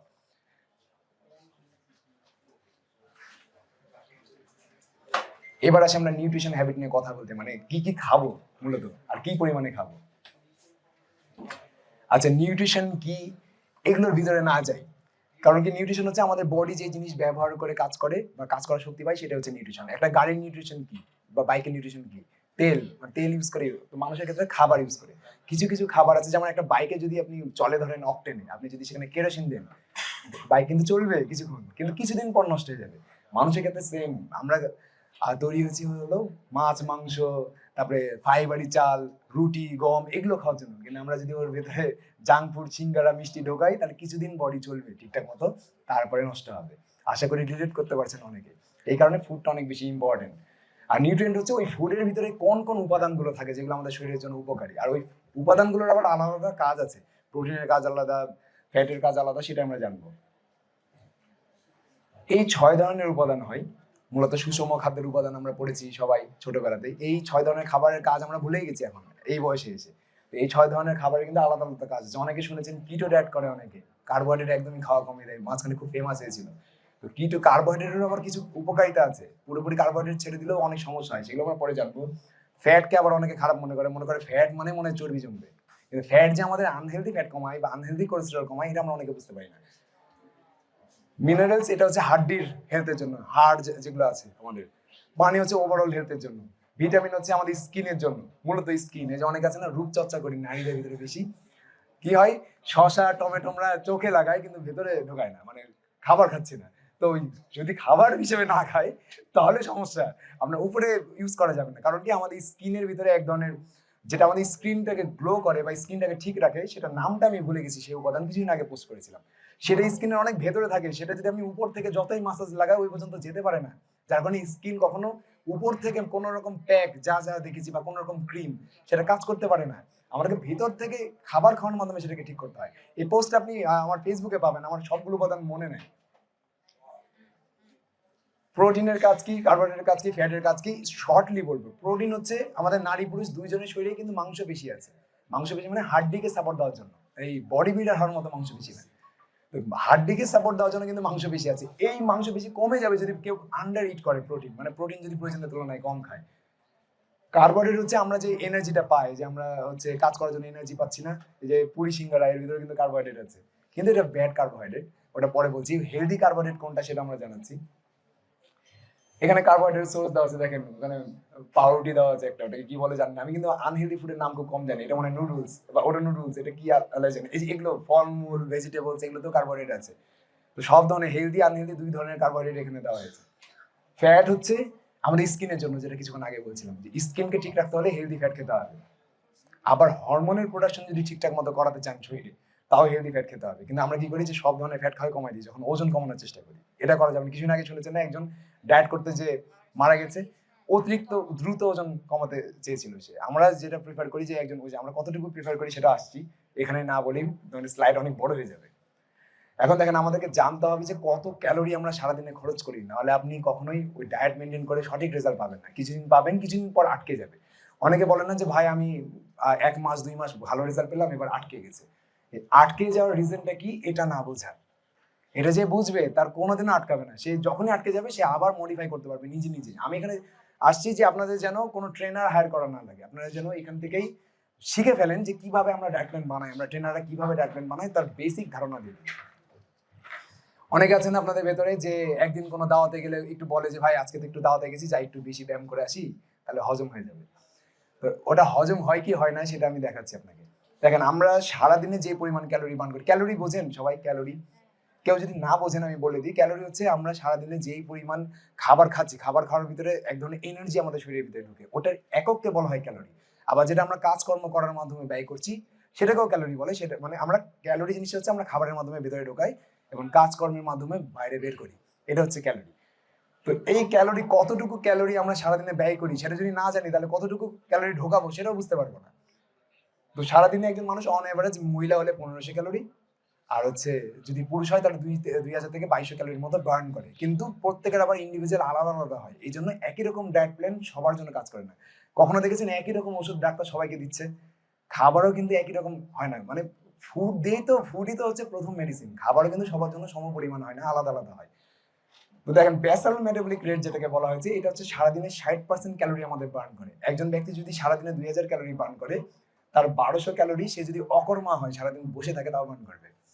মানে সে ধরেন ঘুমাচ্ছে, দেখেন কিসে কিসে বার্ন হয়, দেখেন শ্বাস প্রশ্বাসের মাধ্যমে, ঠিক আছে, হার্ট বিটিং এর মাধ্যমে, হার্ট বিটের যেটা হচ্ছে আর ইমিউনিটি সিস্টেম, অর্থাৎ আমাদের রোগ প্রতিরোধ ক্ষমতা, যেটা আমাদের ব্রেন চালিয়ে রেখেছে, সেটা বার্ন করার মাধ্যমে আমাদের ক্যালোরি বার্ন হয় 60%। ঠিক আছে, তার মানে যদি 2000 ক্যালোরি আপনি সারাদিনে খান, তার ভিতরে 1200 ক্যালোরি আপনি কোনো কাজ না করলেও বার্ন হয়ে যাবে। যার কারণে আমরা রাতে খাবার খেলে আবার সকালে ক্ষুধা লাগে।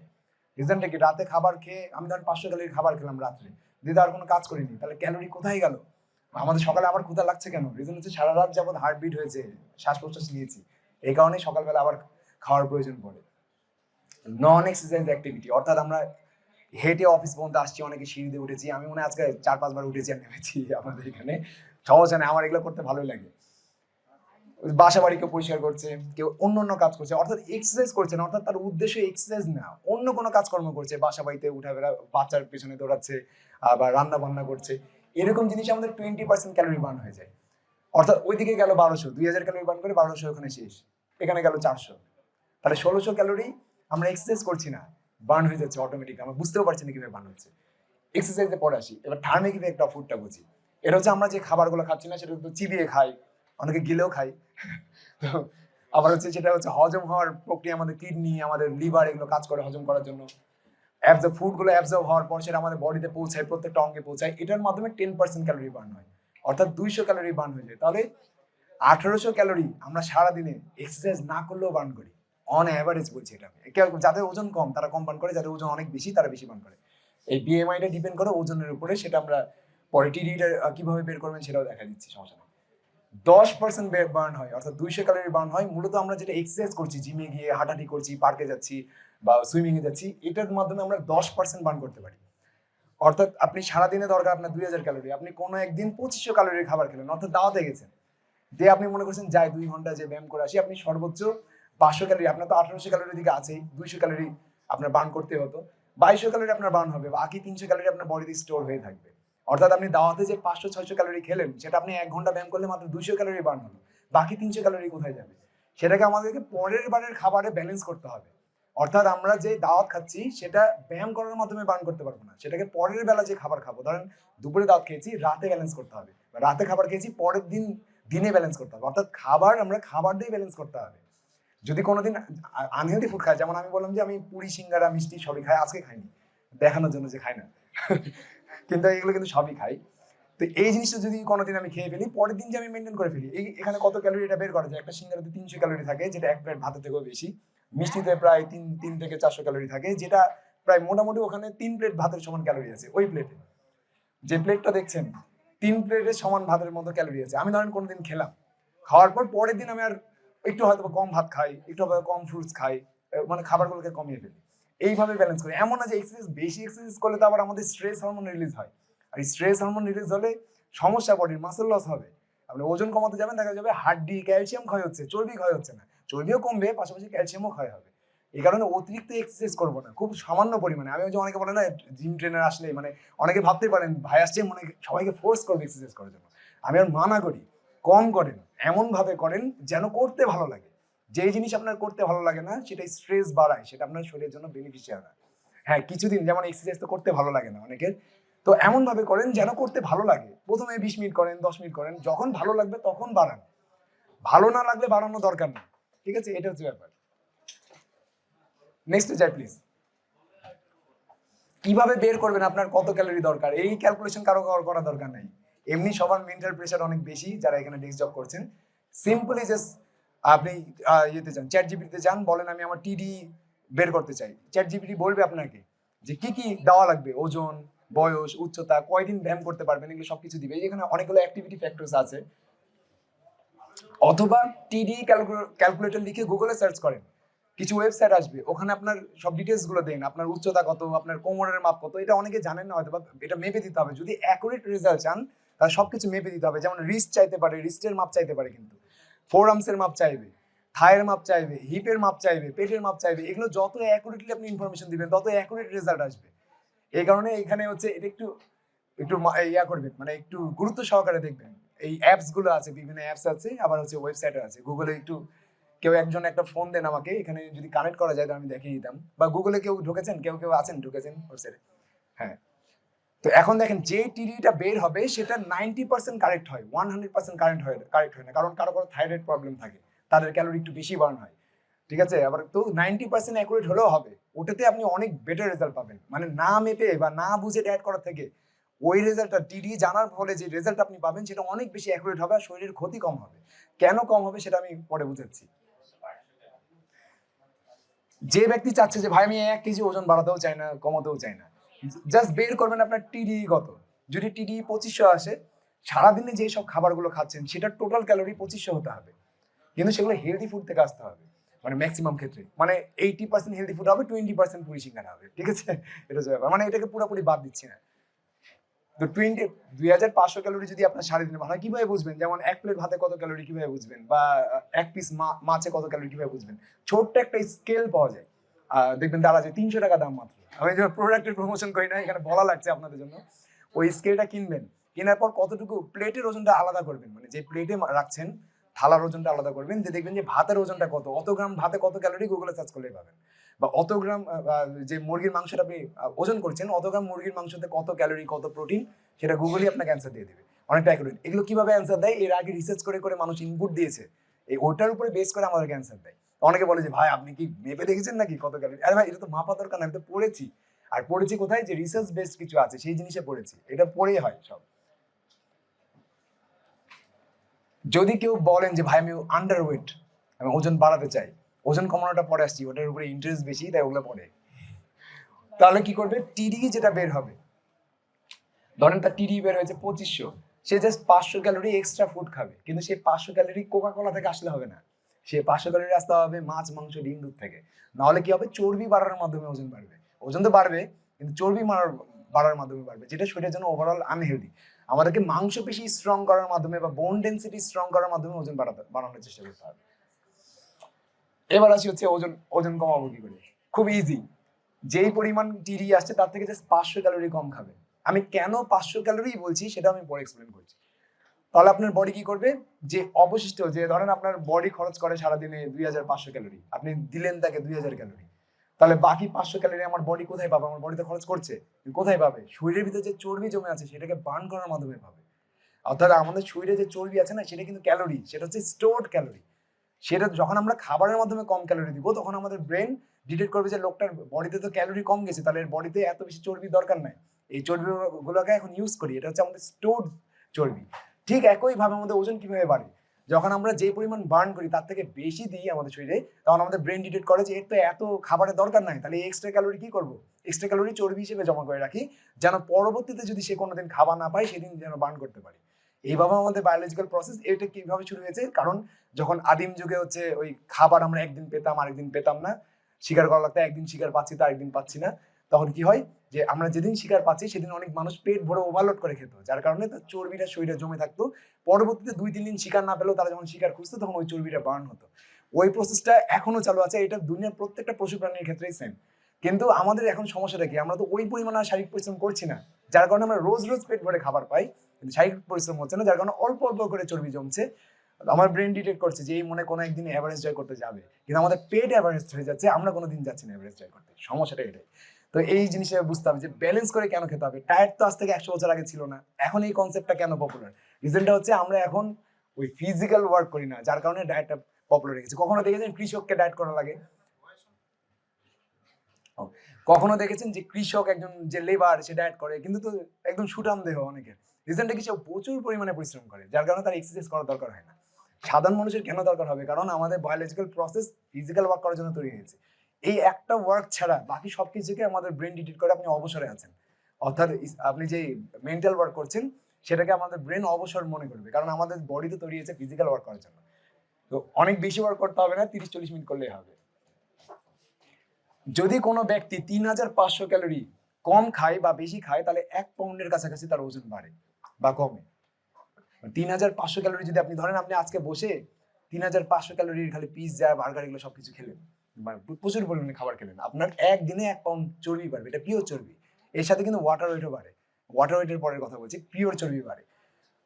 3500 ক্যালোরি যদি কেউ একদিন কম খায়, তাও তার 1 পাউন্ড ওজন একদিনেই কমবে। কিন্তু 3500 ক্যালোরি যদি আপনি একদিনে বেশি খাওয়ার চেষ্টা করেন বা কম খাওয়ার চেষ্টা করেন, আপনার ব্রেন ডিটেক্ট করবে যে এই লোকটা বিপদে আছে। যখন আপনি কম খাবেন, অনেক আছে না যে না খেয়ে থাকে একদম, ব্রেন যখনই ডিটেক্ট করবে যে বিপদ আছে, তখন মেটাবলিজমকে উইক করে দেবে। মেটাবলিজমই আমাদের ক্যালোরি বার্ন করার প্রসেসটাকে চালু রাখে, মানে আমরা যে ফুডগুলোকে অ্যাবজর্ব করছি বা খাচ্ছি, মেটাবলিজম উইক হয়ে গেলে আপনার কি হবে, আপনার ব্রেন ডিটেক্ট করবে যে এর বডিতে এত বেশি মাসলের দরকার নেই, চর্বিগুলোকে কমাও, মানে চর্বিগুলোকে স্টোর করে রাখো, মাসলগুলোকে কমাও, কারণ মাসল আমাদের ক্যালোরি বার্ন করে। যখন আপনি ক্যালোরি কম পাচ্ছেন, তখন তো ব্রেন ভাবে যে এতে প্রচুর কম ক্যালোরি পাচ্ছে, তাহলে এর ক্যালোরি যেগুলো হচ্ছে অলরেডি জমে আছে, তার শরীরে যে ফ্যাট জমে আছে সেটা যদি পুরোপুরি শেষ হয়ে যায়, লোক তো মারা যাবে। যার কারণে ফ্যাট বার্নিং প্রসেসটাকে বন্ধ করে দিয়ে মাসল বার্নিং আর ক্যালসিয়াম বার্নিং প্রসেসটাকে চালু করে। অর্থাৎ আমাদের ব্রেন তখন মাসলকে পোড়াবে এবং ক্যালসিয়ামকে উইক করার মাধ্যমে এনার্জি পাবে। এই জন্য আমরা কি করবো, হেলদি ওয়ে কি, এই যে দেখেন এটা হেলদি না 3500 ক্যালোরি, হেলদি ওয়ে হচ্ছে 500 ক্যালোরি ডেফিসিট বা সারপ্লাস করা, মানে ব্রেনকে আস্তে আস্তে বোঝানো যে হ্যাঁ আমি স্বাভাবিকের থেকে সামান্য পরিমাণে কম খাচ্ছি, তখন ব্রেন আস্তে আস্তে সেটাকে ফ্যাট থেকে ইয়ে করবে। মানে এটা হঠাৎ করে দেওয়া যাবে না।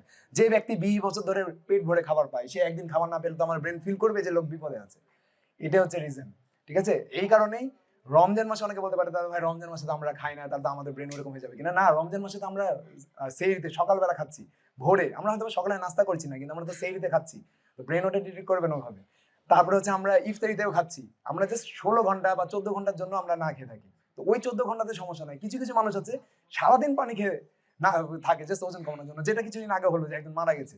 কোনোভাবে সম্ভব না হেলদি ওয়েতে 40 কেজি ওজন কমানো। কয় মাসে কমিয়েছে আমি জানি না, সেই মেয়েটা মনে হয় 3-4 মাসে 40 কেজি কমিয়েছে। এটা সম্ভবই না যদি না সে আনহেলদি ওয়ে বা কোনো এক্সট্রা সাপ্লিমেন্ট বা হচ্ছে কোনো এক্সট্রা হরমোন ইউজ না করে, তাহলে 40 কেজি কমানো পসিবল না। কমে যে কোনো খাবার খেয়ে, এখন আমি বোঝাই, আমি আসছি। তো এই যে দেখেন যে যদি আমরা প্রতিদিন 500 ক্যালোরি করে ডেফিসিট করি যারা ওজন কমাতে যাচ্ছি, তাহলে 3500 ক্যালোরি পুরো 1 সপ্তাহে ডেফিসিট হবে, তখন আমাদের 1 পাউন্ড পিওর চর্বি কমবে। আর এই ডেফিসিট, হ্যাঁ 1 সপ্তাহে পিওর আপনার হচ্ছে চর্বি কমবে, এর সাথে কিন্তু পানিও কমে। প্রতিদিন 500 ক্যালোরি করে ডেফিসিট করবো, অর্থাৎ আগে টিটিটা জানবো, জানার পর 500 ক্যালোরি করে সেখান থেকে কম খাবো, ধরেন আমার টিডি আসছে 2000 ক্যালোরি, আমি 1500 ক্যালোরি খাবার যদি খাই 7 দিন পর আমার 1 পাউন্ড চর্বি কমবে, কিন্তু এর সাথে কিছু পানিও কমবে, মানে বডিতে যখন আমরা কার্বোহাইড্রেট খাই, কার্বোহাইড্রেট কিন্তু বডিতে পানি জমিয়ে রাখে, তো পানির ওয়েটও কমবে। অনেক বেশি কম খেলে কি হবে, কিছুটা চর্বি কমার পর মাসল কমতে শুরু করবে। মানে ব্রেনকে ডিটেক্ট করানো যাবে না যে বিপদে আছেন, লোকটা যেই বিপদ ফিল করবে সাথে সাথেই চর্বি আটকে দিবে, বার্নিং প্রসেস দিয়ে মাসলকে লস করবে। মানে যে ডায়েটের ফলে আপনার স্ট্রেস বাড়ছে, ডায়েট কিন্তু দুই ধরনের হয়, যেমন আমি হেলদি খাবার খাই, আমার কিন্তু কোনো স্ট্রেস বাড়ে না। স্ট্রেস যদি বাড়ে যেই কাজের ফলে, বা যে এখন এখানে কাজের কথা বলছি, আবার অনেকে স্ট্রেস বাড়লে আমাদের ব্রেন মেটাবলিজমকে উইক করে, এই কারণে সবাইকে বলা হয় দুশ্চিন্তা মুক্ত একটু জীবনযাপন করুন। অনেকে দেখবেন যে যারা স্ট্রেস ফ্রি থাকতে কেন বলা হয়, কারণ যখন আমরা স্ট্রেসে থাকি তখন আমাদের লিভার আপনি চিনি তৈরি করে যেন বডিতে চর্বিটাকে ধরে রাখতে পারে, কারণ চিনি কিন্তু আমাদের বডিতে যে রক্তে যে তখন কি চর্বি হিসেবে রূপান্তর হয় শরীরে যে, তো লিভার আপনি যখন চিনি তৈরি করবে তখন আপনি দীর্ঘক্ষণ বাঁচবেন, যার কারণে মানুষ টানা 22 দিন না খেয়ে বেঁচে থাকতে পারে অন এভারেজ। যদি কোনো খাবার না দেওয়া হয় শুকিয়ে মারা যাবে 22 দিন পর, তার আগ পর্যন্ত মরবে না। আর পানি টানা 3-4 দিন না খেয়ে থাকতে পারে। তো ওই 22 দিন কিভাবে বেঁচে থাকছে খাবার না পেয়ে, ওই যে তার মাসল হাড় সব আস্তে আস্তে আস্তে ক্ষয় হতে হতে হতে হতে এক সময় আর কিছুই থাকবে না, তখন সে মারা যাবে। ঠিক আছে, তো এইটাই হচ্ছে রিজন, যারা অনেক বেশি দ্রুত ওজন কমাতে চায় তাদের এই ক্ষতিগুলো হয়। কনক্লুশন কি এখন? কনক্লুশন হলো ওজন কমানো আর বাড়ানোর আলাদা কোনো খাবার হয় না। অনেকে শুনেছেন না যে এটা খেলে আমার ফ্যাট লস হবে, ফ্যাট লস ফুড বা fat loss diet, weight loss diet. ওজন কমানোর বাড়ানোর আলাদা কোনো খাবার হয় না, সেম খাবারই হয়, পরিমাণে এর উপর ডিপেন্ড করে। আপনি ডিম খেয়ে ওজন কমাতে পারবেন, বাড়াতে পারবেন, পরিমাণের উপর ডিপেন্ড করে। ভাত খেয়ে ওজন কমাতে পারবেন, বাড়াতে পারবেন, পরিমাণের উপর ডিপেন্ড করে। পরিমাণ কতটুকু হবে সেটা আমরা দেখছি। মানে যেই সব খাবার প্রসেস করা হয়নি সেই সব খাবার যদি আপনি টিডি বুঝে খান, মানে প্রয়োজনের তুলনায় কম খান, তাহলে ওজন কমবে হেলদি ওয়েতে। টিডি বুঝে যদি প্রয়োজনের তুলনায় একটু বেশি খান তাহলে ওজন বাড়বে হেলদি ওয়েতে। মানে ওজন কমানো আর বাড়ানোর খাবার কিন্তু ডিফারেন্ট না, সেম খাবার। আর আমরা যত ধরনের অ্যাথলেট আছে, যা কিছু আছে, সবাইকে সেম খাবার দিয়ে কিন্তু ডায়েট প্ল্যান তৈরি করে দিই। যেমন তামিম ইকবাল বলেন, আর আরো অনেকজন আছে, ওদের নাম প্রকাশ করা নিষেধ। তো তামিম ইকবাল এটা প্রকাশ করা সহজ, কারণ তার কোনো নিষেধাজ্ঞা নাই ওখান থেকে। তো এরকম মানুষকে কিন্তু আমরা নর্মাল খাবারে দিই, কারণ বাংলাদেশের মানুষ আবার অ্যাথলেট থেকে শুরু করে সবাই ভাত খায়। কিন্তু হ্যাঁ, আপনি বিরাট কোহলি যদি লাইফস্টাইল দেখেন, সে আবার সব সিদ্ধ খাবার খায়, ওই আবার অন্য লেভেলের প্লেয়ার, ওর কথাই আলাদা। তো ওই হেলদি ফুড দিয়েও কিন্তু ওজন কমাচ্ছি আমরা মানুষের, মানে যে ভাত রুটি আমরা নর্মাল যে খাবার খাই, কি কি বাদ দিচ্ছি, বিস্কিট, চানাচুর, চিপস, পুরি, সিঙ্গারা, মিষ্টি, এগুলোকে আমরা লিমিট করছি, একদম পুরোপুরি বাদ দিচ্ছি না, সপ্তাহে একদিন, ম্যাক্সিমাম 2 দিন। তো ওই টিডিটা জানতে হবে, টিডি জানলে আমরা খুব ইজিলি বের করতে পারবো। এরপরে এই চারটা ছবি তুলে নেন, এখানে একটা বেসিক চার্ট দেওয়া আছে, এটা আমি আর মুখে বলছি না, এটা ছবি তুলে নেন, এই চার্টটা ফলো করতে পারেন। কোন কোন খাবারগুলো থাকতে হবে আপনার ডায়েট এন্ড নিউট্রিশনে, এখানে কিন্তু পরিমাণও দেওয়া আছে কিছু কিছু জায়গায়, আপনি একটু দেখেন। স্মার্ট কার্ব কেন বলা হয়েছে? কার্বোহাইড্রেট কিন্তু দুই ধরনের হয়, একটা হচ্ছে দ্রুত আমাদের শরীরে গ্লুকোজ স্পাইক করে, যেমন হচ্ছে মিষ্টি, একটা হচ্ছে স্লোলি স্পাইক করে, যেমন হচ্ছে ভুট্টা, লাল চাল, ফাইবারি চালের ভাত, এগুলো হচ্ছে স্লোলি আমাদের বডিতে সুগার দেয়। তো যেই জিনিসটা খুব দ্রুত সুগার দিবে, যেমন কোল্ড ড্রিঙ্কস, মিষ্টি, সেটা তত দ্রুত চর্বিতে রূপান্তর হয়। যে জিনিসটা খুব স্লোলি বডিকে সুগার প্রোভাইড করবে, সেটা সহজে চর্বিতে রূপান্তর হয় না। সেটা প্রথমে শরীরে যে মাংসপেশিগুলো আছে সেগুলো ইউজ করে দিয়ে আমরা একটু এনার্জেটিক থাকি, বা আমাদের ব্রেন ইউজ করে দিয়ে আমরা একটু এনার্জেটিক থাকি। তো অতিরিক্ত আমরা সিম্পল কার্বোহাইড্রেট খাবো না, এখানে স্মার্ট কার্ব এই কারণে দেওয়া আছে। যেটা আমি করি, যেটা আমি সবাইকে বলি, সেটা হচ্ছে খিচুড়ি বানিয়ে খাওয়া, এবং সেখানে ডালের পরিমাণ চালের থেকে বেশি হবে, ঠিক আছে? তার সাথে আপনি চিকেন, ফিশ এগুলো অ্যাড করতে পারেন। এটা দিনে যে কোনো একটা মিল দিবেন, হয় দুপুরে অথবা রাতে। যদি নেন এটা, তাহলে আপনার অনেক আছে না দুপুরে ভাত খাওয়ার পরই টায়ার্ড ফিল হয়। এই টায়ার্ড ফিল হওয়াটার পিছনে সব থেকে বড় কারণ হলো সুগার স্পাইক করা। ভাত খেলে আমাদের শরীর খুব দ্রুত সুগার স্পাইক করে। ভাতের গ্লাইসেমিক ইন্ডেক্স স্কোর আছে, ভাতের গ্লাইসেমিক ইন্ডেক্স স্কোর হলো 72 থেকে 77। গ্লাইসেমিক ইন্ডেক্স স্কোর হলো কোন একটা খাবার কত দ্রুত আমাদের রক্তে চিনির পরিমাণ বাড়াচ্ছে। আর সাদা চিনির গ্লাইসেমিক ইন্ডেক্স স্কোর হলো 60। মানে সাদা চিনির থেকে ভাতের গ্লাইসেমিক ইন্ডেক্স, হ্যাঁ ভাতের গ্লাইসেমিক ইন্ডেক্স বেশি। কিন্তু চিনি খাওয়াও খারাপ, চিনি আর অন্যান্য ক্ষতি আছে, ভাতে কিছু অন্যান্য ফাইবার পুষ্টি আছে। হ্যাঁ, কোন চালের ভাতের গ্লাইসেমিক ইন্ডেক্স কম? যেমন যেগুলো চালে ফাইবার থাকে। পলিশ করা চালের গ্লাইসেমিক ইন্ডেক্স অনেক বেশি হয়, কারণে পলিশ করা চাল খেতে একটু সুস্বাদু লাগে। দুনিয়াতে যত ধরনের একটু খাবার সুস্বাদু লাগে সবকিছুতে বুঝবেন কোনো না কোনো সমস্যা আছে। সাদা চালকে তো প্রসেস করা হয়, এই কারণেই সমস্যা। সাদা চালকে প্রসেস যদি না করা হতো, যেমন আমাদের আদিমপুরি, অনেকে বলে না আদিপুরুষেরা তো আমার বাপ দাদা তো ভাতই খেলো, তার তো সমস্যা হলো না, আমার কেন হচ্ছে? আপনার দাদা ওই ফাইবারই ভাত খেতো আর জমিতে কাজ করতো, আপনি তো করছেন না, এটা হচ্ছে সমস্যা। তো এই ফ্রুটস এন্ড এই জিনিসগুলো ছবি তুলে নেন, এরা এক্সপ্লেন করছি না, এরপরে যাই। এবার দেখেন যে কার কতটুকু প্রোটিন দরকার শরীরে। কিছু না আমি বলছিলাম না যে মহিলারাও যদি আন্ডারওয়েট প্রোটিন করে তাহলে কি হবে, তাদের মাসেলগুলো কমে যাবে শরীরে। মানে হাড্ডিকে সাপোর্ট দেওয়ার যে মাসল সেগুলো কমে যাবে, ফলে ব্যথা হতে পারে শরীরে। ছেলেদের ক্ষেত্রে প্রোটিন যদি খাওয়া কমিয়ে দেন তাহলে ওই পুরুষালী যে বৈশিষ্ট্য আছে, কারণ ম্যাক্সিমাম ক্ষেত্রে কি হয় যে যারা প্রোটিন কম খায় তারা কার্বোহাইড্রেট বেশি খায়। এটা সবসময় দেখবেন যে ব্যক্তি মাছ মাংস কম খায় সে ব্যক্তি ভাত বেশি খায়, মানে পেট ভরে ভাত খায়, যেটা আমাদের কালচারের এরকম হয়ে গেছে। আমাদের দেশে কিন্তু কোনো ব্যক্তি আপনি কখনো দেখবেন না যে প্রচুর পরিমাণে প্রোটিন খাওয়ার কারণে কিডনির রোগ হয়েছে বা হাসপাতালে ভর্তি আছে। তার হয় হচ্ছে ভাজা পোড়ার খাওয়ার কারণে। ভাজা পোড়া খাওয়া আমাদের শরীরকে আরো দ্রুত বেশি আমাদের কিডনির উপরে এফেক্ট ফেলে। ভাজা পোড়া খাওয়া এবং কোল্ড ড্রিঙ্কস খাওয়া, অর্থাৎ লবণ মেশানো সোডিয়াম মেশানো যে বেভারেজ ড্রিঙ্কস গুলো আছে সেগুলো আমাদের কিডনির জন্য সব থেকে বেশি ক্ষতিকর। প্রোটিন তো আমরা বেশি খাই না, প্রোটিন আপনি খেয়ে কিভাবে নষ্ট হবে? আমরা যেই বলছেন আপনি প্রোটিন খান, যে ভাজা মাংস ওর ভিতরে তো প্রোটিন থাকে না, ভিতরে আটা ময়দা দিয়ে মানে কার্ব দিয়ে প্রোটিনটাকে হাইড করা থাকে। কোনো ব্যক্তি কোনোদিনও প্রোটিন প্রচুর পরিমাণে বাংলাদেশে খেতে পারে না। এটা বাংলাদেশের কালচার এরকম যে বাংলাদেশে সবাই অতিরিক্ত ভাজা পোড়া খেয়েই সব হাসপাতালে ভর্তি হয় কিডনির রোগে। কিভাবে হয় না আমি আপনাকে বুঝাই যে একজন মানুষের কতটুকু প্রোটিন দরকার হয় আর আপনি কতটুকু খান সেটা একটু দেখেন। যারা ইনঅ্যাক্টিভ অর্থাৎ কোনো রকম পরিশ্রম করে না, জাস্ট অফিসে আসে বসে বাসায় যায়, এরকম মানুষের সারাদিনে 0.8 থেকে 1 গ্রাম প্রোটিন লাগে যদি তার ওজন 1 কেজি হয়। মানে 1 কেজি যদি ওজন হয় তাহলে 1 গ্রাম প্রোটিন লাগবে তার শরীরে। তার ওজন যদি 60 কেজি হয় তাহলে ধরে নেন 60 গ্রাম প্রোটিন লাগবে। এই যে এখানে দেওয়া আছে। এখন দেখি যে 60 গ্রাম প্রোটিন কার কার হয় এখানে, মানে মানে ধরে নিলাম কারো ওজন 60 কেজি, আচ্ছা ধরে নিলাম এখানে অ্যাভারেজ ওজন সবার 70 কেজি ধরে নিলাম। আর 70 গ্রাম প্রোটিন খেতে হলে কি কি খাবার খেতে হবে সেটা দেখেন। একটা ডিমে কুসুম সহ 6 গ্রাম প্রোটিন থাকে। কেউ কেউ আছেন যে একটা ডিম খান কুসুম সহ সারাদিনে, কেউ কেউ কেউ আছেন যে একটাও খাওয়া হয় না। আচ্ছা ধরেন যে 6 গ্রাম প্রোটিন গেল, ধরেন সকালবেলা আপনি একটা ডিম কুসুম সহ খেলেন, 6 গ্রাম প্রোটিন গেল। ধরেন আরো অনেক ধরনের খাবার আছে, ছোলা টোলা তো সাধারণ মানুষ খায় না, আমি ওটা ইয়েই বলি। রুটি খান, তার সাথে সকালবেলা অনেকে ডিম দিয়ে অনেকে রুটি খান, অথবা আলু ভাজি খান। আলু ভাজিতে রুটিতে ওরকম খুব একটা প্রোটিন থাকে না, ধরেন 1 গ্রাম প্রোটিন থাকে, খুব সামান্য, কিন্তু কার্বোহাইড্রেট অনেক বেশি থাকে। তাহলে 7 গ্রাম প্রোটিন ঢুকলো আপনার সকালে। তারপরে দুপুরে হয়তো অনেকে বাদাম খান, আবার অনেকে এরকম সিঙ্গারাও খেতে পারেন। রিকোয়েস্ট করবো সিঙ্গারার পাশাপাশি একটু বাদামও দেওয়ার, যদিও কস্টলি একটু বেশি, তাহলে হেলথে ভালো হবে। এখন বাদামে কিছু পরিমাণ প্রোটিন থাকে, মানে খুব সামান্য পরিমাণে। প্রতি 100 গ্রাম বাদামে 22 গ্রাম, 18 থেকে ছোলাতে 18 গ্রাম, বাদামে 22-25 গ্রাম প্রোটিন থাকে। 100 গ্রাম বাদাম তো কেউ খায় না। আমি কথা বলছি যে একজন মানুষ ধরেন 20 গ্রাম বাদাম খায়, তাহলে 5 গ্রাম প্রোটিন আপনার শরীরে ঢুকলো, তাহলে 7 আর 5-এ 12 গ্রাম গেল। দুপুর 12টার কথা বলছি আমি, অনেকে খায় না দুপুরে, একদম দুপুরের খাবারে খায়, 12 গ্রাম গেল। দুপুরের খাবারে ধরেন অনেকে 1 পিস মাছ খাচ্ছে বা 2 পিস মুরগির মাংস খাচ্ছে, সেখান থেকে সর্বোচ্চ 10 থেকে 15 গ্রাম প্রোটিন যাবে। সকালে 12, দুপুরে 15, মানে টোটাল তাহলে কত হলো? 27 গ্রাম। তারপরে ধরেন বিকেলের দিকে আবার আপনি 1 মুঠ বাদাম খেলেন, 5 গ্রাম প্রোটিন গেল, তাহলে কত হলো? 27 গ্রাম। ও সরি 12 আর 15, সরি এই 32 গ্রাম হলো, 32 গ্রাম।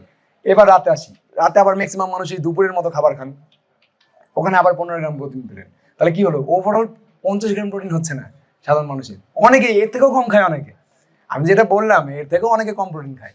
তো আপনি কিভাবে বলতে পারেন যে একজন মানুষ অতিরিক্ত প্রোটিন খেয়ে কিডনি নষ্ট হয়েছে? অধিকাংশ মানুষ 99% মানুষ প্রোটিনের চাহিদা বেসিক পূরণই করতে পারে না। রিজন এটা না যে তার সামর্থ্য কম, রিজন এটা যে সে জানে না যে তার প্রোটিন পূরণ হচ্ছে না। কয়জন মানুষ আছে যে রেস্টুরেন্টে যে 500-1000 টাকা আমরা খরচ করে ফেলি না, ইজিলি খরচ করে ফেলি, কিন্তু ওখানে তো কোনো প্রোটিন থাকছে না হয়তো, কিন্তু হেলদি খাবার খেলে কিন্তু তার থেকে কম খরচ হয়। এইটাই হচ্ছে সমস্যা, আমরা প্রোটিনের রিকোয়ারমেন্টটা কমপ্লিট করি না বলে আমরা কার্বোহাইড্রেট বেশি খাই, যার কারণে মানে ডায়াবেটিস হচ্ছে এখন, যেটা মহামারী হয়ে গেছে একদম। মানে ছোঁয়াচে রোগ, করোনা হওয়ার থেকে ডায়াবেটিস হওয়ার সব পরিমাণ বেশি কিন্তু বাংলাদেশে। মানে করোনাকে সবাই খুব ভয় পায়, করোনার জন্য আমরা সবাই মানে বিভিন্ন ধরনের স্টেপস নিয়েছি, কিন্তু ডায়াবেটিস কিন্তু রেট আরো বেশি, করোনার থেকেও 4-5 গুণ বেশি ডায়াবেটিস হওয়ার রেট। মানে আপনার যত না, যদি আপনার পাশে একজন করোনা রোগী থাকে, আপনার করোনা না হলেও আপনার ডায়াবেটিস হওয়ার চান্স বেশি আরো, ঠিক আছে? তো ডায়াবেটিস হয়ে গেলে কি হবে তখন? এই যে আপনি যে মিষ্টি খাচ্ছেন বা সিঙ্গারা খাচ্ছেন, যে জিনিসগুলো খাচ্ছেন, এগুলো খেতে পারবেন না, তখন লিমিট করে খেতে হবে। আমি সবসময় কি বলি যে ফিট থাকার উদ্দেশ্যে, আমরা তো প্রফেশনাল, আমাদের একটু লুকও লাগে, মানে দেখতে যেন একটু ফিটফাট থাকে, যেন মানুষ আমাদের কথা ভালো মতো শোনে বা মানে জাস্ট কি বলবো যে গ্রহণ করতে পারে। এখন আমার যদি অনেক বড় ভুঁড়ি থাকতো আর আমি যদি এইসব কথাগুলো বলতাম, তো স্বাভাবিকভাবে মানুষ নিতে পারতো না। তো এই ব্যাপারটা কি যে আমাদের ক্ষেত্রে লুকস দরকার, কিন্তু সাধারণ মানুষের ক্ষেত্রে লুকস দরকার নাই। আপনাদের ক্ষেত্রে দরকার কি যে আপনারা যেন কোনো একদম রোগ ফ্রি, কোনো রকম যেন রোগ না থাকে, ওষুধ না খাওয়া লাগে, সেইভাবে কাজ করতে পারেন। সেটা যেন স্বাভাবিক একটু সামান্য আপনাকে চেষ্টা করতে হবে। আর ডায়েট করা মানে আমি বলিনি, আমি অনেক এর আগে একবার বলেছিলাম যে পোস্ট করেছিলাম যে মানুষজন হেলদি খাবার খাওয়াকে ডায়েট করা মনে করে, কিন্তু হেলদি খাবার খাওয়াই হচ্ছে স্বাভাবিক খাদ্য গ্রহণ। আমরা যে রেস্টুরেন্টে খাচ্ছি বা ভাজা পোড়া খাচ্ছি প্রতিদিন, এক একদিন খাওয়া যেতে পারে, প্রতিদিন খাচ্ছি, এটা কিন্তু অস্বাভাবিক খাদ্য গ্রহণ। মানে অনেক সময় দেখেন না যে মানুষকে হেলথ শেমিং করা হয়, অর্থাৎ কেউ একটু হেলদি ফুড খাচ্ছে, ও তুমি ডায়েট করছো না, কিন্তু ওটা তো স্বাভাবিক, সে তো ডায়েট করছে না, ওটা তো স্বাভাবিক খাবার খাওয়া। ডায়েট মানে তো ফুড, হ্যাঁ, মেনটেন করে খাবার খাওয়াকে বলা হয় ডায়েট করা। যে ব্যক্তিটা বুঝে গেছে যে হ্যাঁ আমি এর বেশি খেলে আমার সমস্যা হবে, সে ব্যক্তি যখন মেনটেন করে খাচ্ছে সেটাকে বলা হয় ডায়েট করা। আর এটা হচ্ছে হেলদি প্রসেস। অতীতে ডায়েট করা লাগতো না, আমি আগেই বলেছি, পরিশ্রম অনেক বেশি হতো ফিজিক্যাল, এখন করা লাগবেই, যেহেতু আপনাদের ক্ষেত্রে বিশেষ করা লাগবে, কারণ আপনারা অনেকে জিমে যাবেন না, বাসাতে হয়তো বা সময় বের করতে পারেন 20 থেকে 25 মিনিট, সেটার মাধ্যমে করতে পারেন। আর মোটামুটি যে কন্ট্রোল করবেন তাতে আপনি অনেক ভালো রেজাল্ট পাবেন। লাইটলি অ্যাক্টিভ যারা সামান্য হাঁটাহাঁটি করেন, অন্য ব্যায়াম করেন না, জাস্ট হাঁটাহাঁটি করেন, তারা 1.4 গ্রাম পর্যন্ত প্রোটিন লাগবে 1 কেজি ওজনের বিপরীতে। যারা হাঁটাহাঁটি করেন, জাস্ট মাসলকে হালকা পাতলা ইউজ করছেন, যারা মডারেটলি অ্যাক্টিভ অর্থাৎ যারা হাঁটাহাঁটির পাশাপাশি একটু ফ্রি হ্যান্ড ব্যায়ামও করেন, তাদের 1.6 গ্রাম লাগবে। যারা হাইলি অ্যাক্টিভ আমাদের মতো, মানে যারা একটু জিমে গিয়ে ব্যায়াম করেন, তাদের 2.2 গ্রাম। যারা চর্বি কমাতে চায় ব্যায়াম করে, তাদের আরো বেশি। অর্থাৎ যে ব্যক্তি চর্বি কমাতে চায় তার প্রোটিনের চাহিদা আরো বেশি, কম না, মানে প্রোটিন আরো বেশি খেয়ে ওজন কমাতে হয়। রিজনটা কি? প্রোটিনের থার্মিক ইফেক্ট অফ ফুড। আমি একটা কথা বলেছিলাম না একটু আগে স্লাইডে, যে আমাদের খাবার যেটা আমরা খাচ্ছি সেটা হজম হতে যে কিছু ক্যালোরি বার্ন হয়। প্রোটিনের থার্মিক ইফেক্ট মানে ফুড পুরো দুনিয়াতে যত খাবার আছে তার ভিতরে সব থেকে বেশি। এই থার্মিক ইফেক্ট অফ ফুড আবার বলে দিই, এটা হচ্ছে আমরা যে খাবারটা খাই, আমাদের কিডনি সেটাকে প্রসেস করার চেষ্টা করে, তো কিডনির পরিশ্রম বেড়ে যায় বলে আমাদের শরীর চর্বি ক্যালোরি বার্ন করে। ক্যালোরিটা কোথা থেকে বার্ন করে? ওই যে চর্বি থেকে বার্ন করে। তো যে ব্যক্তি যত বেশি প্রোটিন খাবে তার শরীর ওই প্রোটিনটাকে হজম করার জন্য তত বেশি পরিশ্রম করবে। মানে প্রোটিন খাওয়াই হচ্ছে এক ধরনের ব্যায়াম। মানে আপনি যদি 1 গ্রাম প্রোটিনে থাকে 4 ক্যালোরি, 1 গ্রাম প্রোটিনকে হজম করতে যেয়ে 2 ক্যালোরি আমাদের বডি অটোমেটিক বার্ন করে ফেলে। আর যে ব্যক্তি মাছ মাংস বেশি খায় তার ক্ষুধা আপনা আপনি কমে যায়, যার কারণে সে কার্বোহাইড্রেট বেশি খায় না। এটা হচ্ছে রিজন। এই কারণে আমরা যখন কাউকে ডায়েট দিই তখন তাকে ভরপুর প্রোটিন দিই আর কার্বটাকে কমাই দিই, হেলদি ফ্যাটটাকে সামান্য পরিমাণে রাখি। কার্বটাকে পুরোপুরি বাদ দিই না, পুরোপুরি বাদ দিলে আবার শক্তি কমে যাবে। এভাবে ব্যালেন্স করে খেতে হয়। এরপরে মাসেল বিল্ডিং, যারা ওজন আরো বাড়াতে চায়, মানে মূলত যারা ওজন বাড়াতে চায় তার 2.5 গ্রাম লাগে, এখানে অত বেশি নাই মানুষজন। এরপরে যায় হ্যাঁ প্রোটিন রিচ ফুড, এটা আমি আর বলছি না কোন কোন খাবারে কতটুকু প্রোটিন থাকে, বাংলাদেশি ফুড এগুলো, এটা চার্ট নিয়ে নিতে পারেন, কত গ্রাম প্রোটিন থাকে এটা দেখেন। এই সব খাবারগুলো খাবেন সারাদিনে। ওজন কমাতে চাইলেও এগুলো খাবেন, বাড়াতে চাইলেও এগুলো খাবেন। টিডিটা বের করবেন, জাস্ট যারা যারা এখানে ওজন কমাতে যাচ্ছেন টিডিটা বের করে এই সব খাবার দিয়ে সাজাবেন আপনার ডায়েট, দেখবেন যে আপনার টিডি যেন ওভার না হয়ে যায়। যারা ওজন বাড়াতে চাচ্ছেন এই সব খাবার দিয়ে ডায়েট সাজাবেন, দেখবেন যে টিডিটা থেকে যেন সামান্য ওভার হয়। তার মানে ওজন কমানো এবং বাড়ানোর খাবার সেম, কোনো আলাদা কোনো ফুড হয় না। দেখেন এখানে গরু দুধ দিয়েছি, ওজন কমানো যাবে বাড়ানো যাবে এই খাবার খেয়ে। দই, ম্যাক্সিমাম মানুষ মনে করে যে দই খেলে হচ্ছে ওজন কমে, কিন্তু না, দই খেলে আমাদের হজম ক্ষমতা বাড়ে। কিন্তু হজম ক্ষমতা বাড়লো, কিন্তু প্রয়োজনের তুলনায় বেশি যদি খান তাহলে আবার ওজন বাড়বে। হজম ক্ষমতা যতই বাড়ুক, টক দই হজম ক্ষমতা বাড়ায়। আমাদের টক দইয়ের ভিতরে 2টা ব্যাকটেরিয়া থাকে, উপকারী ব্যাকটেরিয়া, যেটা আমাদের শরীরের ভিতরে খাবারকে হজম করতে সহায়তা করে, ল্যাক্টোব্যাসিলাস আর স্ট্রেপ্টোকোকাস। এই টক দই ওই জিনিসগুলোতে জীবিত অবস্থায় থাকে, টক দই ওই 2টা ব্যাকটেরিয়া জীবিত অবস্থায় থাকে। যখন আমি টক দই খাচ্ছি এবং খাবার খাচ্ছি তখন আমার খাবার দ্রুত অ্যাবজর্ব করবে আমার বডি। কিন্তু আমি যদি প্রয়োজনের অতিরিক্ত খাবার খাই, অন্য খাবার, তাহলে আমার ওজন আবার বাড়বে, কারণ ক্যালোরি ওভার হয়ে যাচ্ছে। অর্থাৎ আপনার ক্যালোরির ভিতরে মেনটেন করে যদি আপনি টক দই খান, ওজন খুব দ্রুত কমবে। যদি টক দই খাওয়ার মাধ্যমে আবার হচ্ছে আপনি ওজন বাড়ানোর চেষ্টা করেন, যেমন আমি একটু বেশি পরিমাণে প্রোটিন খেলাম, তাহলে কি হবে? আমার হজম দ্রুত হয়ে যাবে, যার কারণে আমার পেটে চর্বি জমবে না, হাত পায়ে ওজন বাড়বে। মানে যাদের দেখবেন হাত পা একদম চিকন, তো টক দই আমাদেরকে ফুডকে অ্যাবজর্ব করতে সহায়তা করে, ওজন কমায় না। ওজন কমাতে হলে আমাদেরকে ওভারঅল ক্যালোরি মানে দেখতে হবে যে কত কিছু হচ্ছে। তারপর হচ্ছে সব বয়েল দেওয়া আছে এখানে। বয়েল দেওয়ার রিজন হচ্ছে যে 1 গ্রাম তেলে 9 ক্যালোরি থাকে। ধরেন 100 গ্রাম চিকেনে 160 ক্যালোরি, মনে 140 থেকে 160 ক্যালোরি থাকে 100 গ্রাম চিকেন, আমার ঠিক মনে নাই। তো ওই 100 গ্রাম চিকেন যদি 140 ক্যালোরি হয় আর তাকে যদি আপনি 10 গ্রাম তেল দিয়ে রান্না করেন, তাহলে আরো 90 ক্যালোরি যোগ হয়ে যায়। অর্থাৎ আপনি খাচ্ছেন সেম 100 গ্রামই খাবার, কিন্তু ক্যালোরি ঢুকলো ডাবল। ঠিক আছে, এই কারণে আমরা কি করি যে বয়েলড করা দরকার নাই, যেহেতু বয়েলডের অভ্যাস নেই আমাদের, খুব সামান্য অয়েল ইউজ করবেন। অলিভ অয়েল হলে ভালো, যদি বাজারে প্রবলেম থাকে ঘি ইউজ করতে পারেন, কিন্তু খুব সামান্য পরিমাণে, যেন খাবারটাতে সামান্য ফ্লেভার আসে। খাবারকে কখনো যত তেল দিবেন, ধরেন অনেকে 10 গ্রামের জায়গায় 20 গ্রাম তেল দিলেন, তাহলে 180 ক্যালোরি যোগ হলো, 9 ক্যালোরি করে থাকে। ঘি হোক, অলিভ অয়েল হোক, সয়াবিন তেল হোক, সবকিছুতে 1 গ্রামে 9 ক্যালোরি থাকে। তো যারা ওজন কমাতে চাচ্ছেন তাদের ক্ষেত্রে এই জিনিসগুলোতে কি হয় যে আপনি খাবেন কম, কিন্তু শরীরে ঢুকে যাচ্ছে অনেক বেশি ক্যালোরি। আপনার মনে হবে যে যখন আপনি এরকম ফুড রেডি করবেন, এটা তো আপনার ওরকম ওজন মেপে বা এটা ফুড খেয়ে অনেক সময় হ্যাঁ, এখন ব্যাপারটা হচ্ছে যে এই শুরুর দিকে দরকার নাই, যখন রেজাল্ট আটকে যাবে তখন মাপা দরকার। আমি একটু আগে বলছিলাম যে যখন রেজাল্ট আটকে যাবে তখন মাপলে আপনি আবার নেক্সট লেভেলে যেতে পারবেন। ম্যাক্সিমাম ক্ষেত্রে কি হয়, শুরু করে 5-7 কেজি কমার পর যখন আর রেজাল্ট আসে না তখন ছেড়ে দেয়। আমাদের প্রবলেম এটাই, আমাদের প্রবলেম শুরু করা না, আমাদের প্রবলেম রেজাল্ট না আসা। প্রত্যেকটা কাজে, যে কাজে মানুষ রেজাল্ট পায় না সেটা থেকে মানুষ ডিমোটিভেটেড হয়ে ছেড়ে দেয়। মানুষ কোনোদিনও কাজ শুরু করতে ভয় পায় না। হ্যাঁ, শুরু করতে ভয় পায় যখন ক্ষতি হওয়ার সম্ভাবনা থাকে। যে কোনো ব্যবসা মানুষ শুরু করতে তখনই ভয় পায় যখন সেখানে ক্ষতি হওয়ার সম্ভাবনা নেই, সে বেশি টেনশন করে। ব্যায়াম ডায়েট করার সময় সে কেন ভয় পাবে? সে যদি মনে করে যে ভাই আমি যদি ডায়েট করতে যাই আমি বেশি রোগা পাতলা হয়ে যাবে, অসুস্থ হয়ে যায়, তাহলে আমি ডায়েট করবোই না এর থেকে। এটা হচ্ছে প্রবলেম। ঠিক আছে, তো আমরা যেটা করবো যে শুরু করতে পারবে সবাই, যখন রেজাল্ট আটকে যাবে তখন আপনাকে ওই ইনফরমেশন গুলো কাজে লাগবে। এই স্লাইড আমি দিয়ে দিব, পরে আপনারা নিয়ে নিতে পারেন ওখানে। আবার এটার ভিডিও আমরা আপলোড করবো, মানে ইয়াতে ইউটিউবেও আপলোড হবে, সেখানেও দেখতে পারেন। তবে স্লাইডে ইনফরমেশন আরো দ্রুত পেয়ে যাবেন। ভিডিও আপলোড হবে 1-1.5 মাস পর, এটা এখন আপলোড হবে না। তো এই জিনিসগুলো খেয়ে আমরা কিন্তু ওজন কমাতে পারবো, বাড়াতে পারবো। এখন আমরা মাপবো কখন? যখন আমার রেজাল্ট আসা আটকে গেছে। আর কেউ যদি প্রথম দিন থেকে মেপে খায় তাহলে তার রেজাল্ট আসা কখনোই আটকাবে না। আর আরেকটা জিনিস মাথা রাখবেন যে আমার ওজন যখন 70 কেজি তখন আমার যে টিডি বের হবে সেটা একরকম থাকবে। যখন 5 কেজি ওজন কমে গেল তখন কিন্তু আমার টিডিও কমে যাবে, তখন আমাকে আরেকটু খাবার খাওয়া কমাতে হবে। ঠিক আছে, মানে আবার যারা ওজন বাড়াতে চায়, অনেকে দেখেন না ওজন বাড়াতে চায় আর ওজন বাড়াতে পারে না, যেখানে ক্যামেরাম্যান আছে আমাদের টিমের, ওজন বাড়াতে চায় বাড়াতে পারে না। রিজনটা হচ্ছে সে কিছুদিন হেলদি খাবার খায়, ওজন কিছুটা বাড়ে, সেটাকে সে কন্টিনিউ করে, কিন্তু ব্রেন তো নেক্সট লেভেলে যেতে গেলে আরো বেশি চায়। সেটা সে জানে না, ও মনে করে ভাই খাচ্ছি আর ওজন বাড়ছে না, ছেড়ে দেয় খাওয়া, আবার আগে জায়গায় চলে আসে। ফ্যাট লসের ক্ষেত্রেও সেম, কিছুদিন কমে, তারপরে যখন টিডি ম্যাচ হয়ে যায় তখন তো আমাদেরকে আরেকটু কমাতে হবে, কিন্তু সেটা আমরা বুঝি না। আমরা মনে করি যে, আর প্রথম দিন থেকে আমরা অনেক কম পরিমাণে খাবার খাই, যার কারণে মেটাবলিজম উইক হয়ে যায়। তখন 5-7 দিন ওজন কমানোর পর আমাদের আর ওজন কমতে চায় না। তখন আমরা মনে করি যে ভাই এত কম খাচ্ছি, ওজন কমছে না। রিজন হচ্ছে যে আপনি স্ট্রেসে আছেন, আপনার লিভার আপনি চিনি তৈরি করছে। আপনি খাচ্ছেন না, ধরেন আপনি চিনি খাচ্ছেন না, খুব হেলদি খাবার খাচ্ছেন, কিন্তু রাতে কম ঘুমান, যেটা পরে আসবো আমরা স্লিপ নিয়ে। যারা রাতে কম ঘুমায় তাদের অটোমেটিক তাদের স্ট্রেস হরমোন কোনোদিনও কমবে না, মানে তাদের তলপেটের চর্বি কমবে না সহজে রাতে কম ঘুমালে। এটা হচ্ছে অনেক বড় রিজনটা কি? রাতে কম ঘুমালে কর্টিসল তৈরি হয়, স্ট্রেস হরমোন বলে। এই কর্টিসল তৈরি হলে লিভার আপনি চিনি তৈরি করে। অনেকগুলো ব্যাপার আছে লাইফস্টাইলের, এক একটা দিক যদি আপনি যে কোনো একটা দিকে গাফিলতি করেন, কোনো না কোনো দিক দিয়ে ওভারঅল, যেমন কি এই বিজনেসের যে কোনো একটা সেক্টর যদি, যে কোনো একটা পার্ট যদি খুব খারাপ করে বা টেক কেয়ার করা না হয়, তাহলে ওভারঅল বিজনেসের উপরে যেরকম ইম্প্যাক্ট পড়বে, বডিও সেম। নেক্সট স্লাইডে যাই প্লিজ। বড় হচ্ছেন কি না ইনফরমেশন, তো ইনফরমেশন আবার কি এটা কমেডি শোনা যে আমি মানুষকে হাসাতে পারবো, তারপরে আবার আমার হচ্ছে গলার অবস্থা খারাপ, নাহলে আমি কিন্তু হাসাতেও পারি। কেউ যদি ভিডিও দেখে থাকেন, আমি এই জন্য আজকে একটু কম কথা বলে শেষ করার চেষ্টা করছি।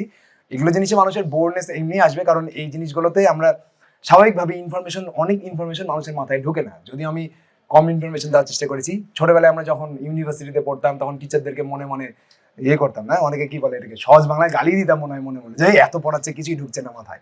তো আমি আসলে এখানে পড়াচ্ছি না, ইনফরমেশন দিচ্ছি। এই চার্ট আপনাকে যখন দিয়ে দিব তখন আবার একটু দেখবেন শুরু থেকে, তাহলে আশা করি সব রেজাল্টগুলো পাবেন। আমি এখানে উপরে বলছি সব। অনেক আছে আবার বিয়ে দাওয়াতে যে বলে আজকে যে প্রোটিনের চাহিদা পূরণ করবো, ঠিক মতো তো খেতে পাই না, বিয়ে দাওয়াত পেয়েছি যে খালি মাংসই খাবো। কারণ আমাদের বডির আবার একসাথে প্রোটিন হজম করার আবার একটা ক্ষমতা আছে, এর বেশি পারে না, এর বেশি সবকিছুই মানে বের হয়ে যায় মলমূত্রের মাধ্যমে। তো অ্যাভারেজ অ্যাডাল্ট হলে 20 থেকে 30 গ্রাম প্রোটিন 1 বছরতে খেতে পারে। 100 গ্রাম মুরগির মাংসে 30 গ্রাম প্রোটিন থাকে। অর্থাৎ আপনি যদি আবার 100 গ্রাম মুরগির মাংস হজম হতে 3 ঘন্টা লাগে, ওটা পরের বিষয়। আপনি যদি বসে থেকে হাফ কেজি মুরগির মাংস খান, ওর ভিতর থেকে হয়তো 30 গ্রাম বা 40 গ্রাম প্রোটিন আপনার বডি নিবে, বাকিটা আর অ্যাবজর্ব করবে না। এই জন্য খাবার খেতে হয় ভেঙে ভেঙে, মানে কয়েকটা ভাগে ভাগ করে। যদি রেগুলার জিম করা হয় একটু বেশি হয়, আর যাদের মাসল, যারা বয়স্ক হয়ে গেছে তাদের একটু বেশি হয়। যাদের মাসল লসের মানে রিস্ক আছে, তারা যখন বেশি পরিমাণে প্রোটিন খায় তখন আমাদের ব্রেন সেই প্রোটিনটাকে ইউটিলাইজ করে মাসলটাকে লস হতে আটকায়। আর যারা ওই যে প্রফেশনাল, অনেকে দেখেছেন না বডি বিল্ডার একসাথে বহু খাবার নিয়ে বসে, ওরা কেন এত বেশি অ্যাবজর্ব করতে পারে? ওরা হরমোন ইনজেক্ট করে শরীরে। যখন আপনি শরীরে হরমোন ইনজেক্ট করবেন তখন আপনার এই খাবার হজম করার ক্ষমতা অনেক গুণ বেড়ে যায়। ওটার বিষয়ে আর না বলি, অনেকে রিলেট করতে পারেন যে ভাই আমরা তো দেখেছি বিভিন্ন প্রফেশনাল অ্যাথলেট আছে, বডি বিল্ডার আছে, বসে একটা মানে খাসি পুরো একাই খেয়ে নিল বসে থেকে। রিজনটা হচ্ছে হরমোন ইনজেক্ট করে, তার বডি ওটা মানে অ্যাবজর্ব করে নিবে, কিন্তু আপনার তো করবে না, আপনার তো ওই একটা লিমিট আছে, এর রিজন। এরপরে যাই প্লিজ।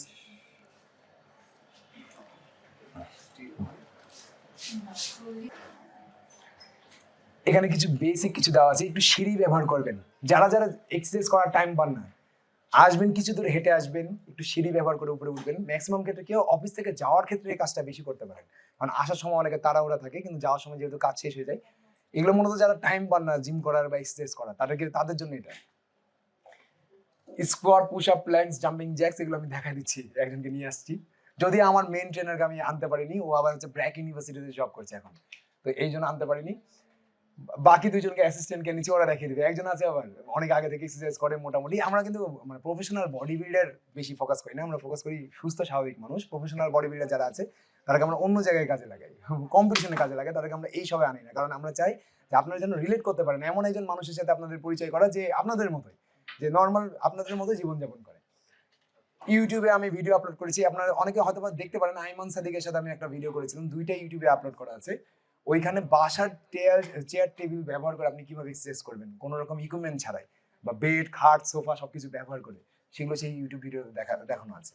যদি আপনি যান ইউটিউবে সার্চ করেন, আমার নাম সার্চ করবেন, আইমান সাদিক সার্চ করবেন, ভিডিও চলে আসবে, ওটা দেখলেও হবে। দুইটা ভিডিও আছে, একটা জিমে গিয়ে করার, একটা হচ্ছে বাসায় করার। বাসায় করাটা দেখলেই হবে।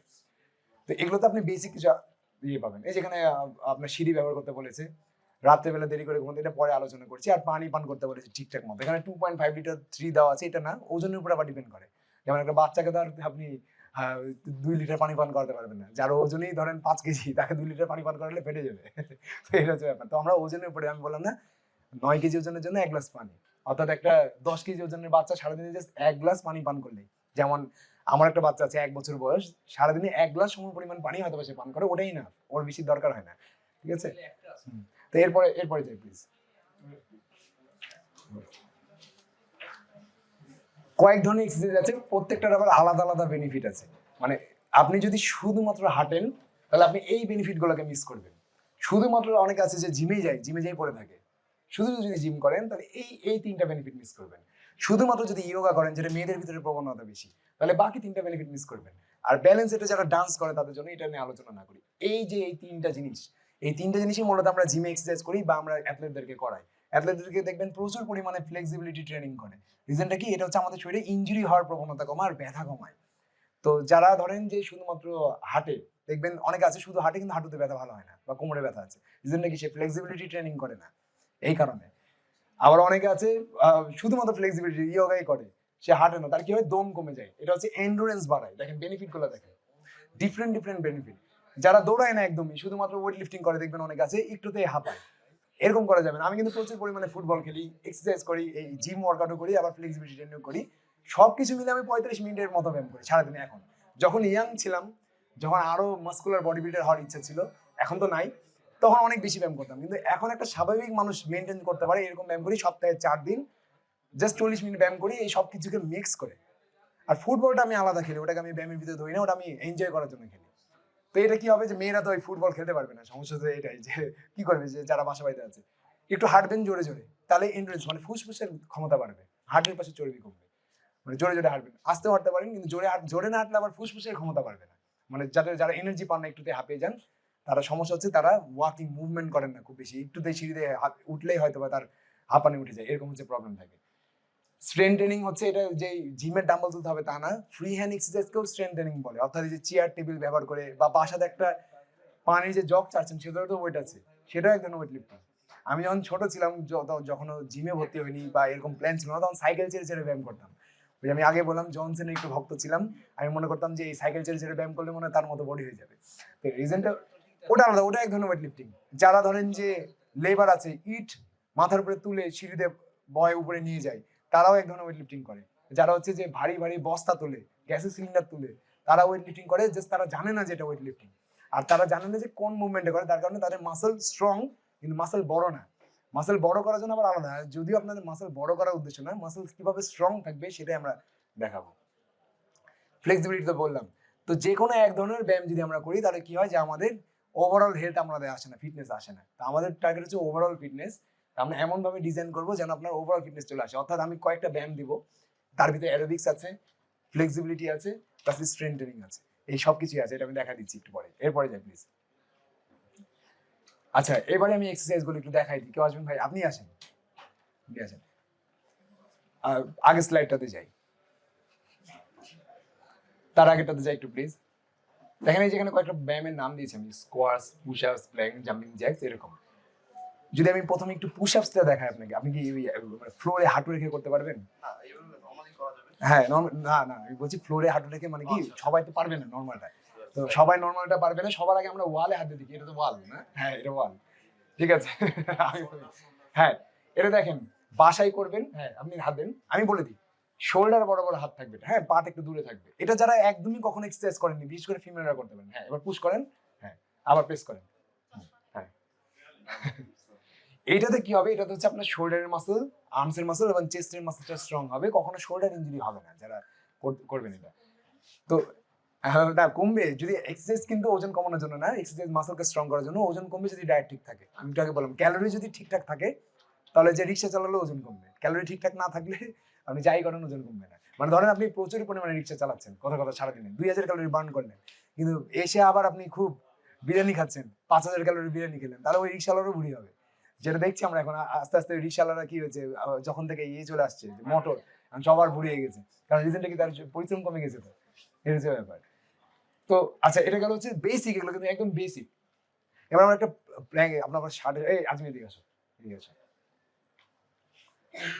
একটা পেটের একটা পুরো বডি স্ট্রং করার ব্যায়াম থাকে। আমরা কিন্তু এখানে কোনো ওজন কমানোর ব্যায়াম দেখাচ্ছি না, আমি আগে বললাম ওজন কমবে বাড়বে খাবারের উপর ডিপেন্ড করে। প্ল্যাঙ্ক করো, প্ল্যাঙ্ক এইভাবে থাকতে হবে।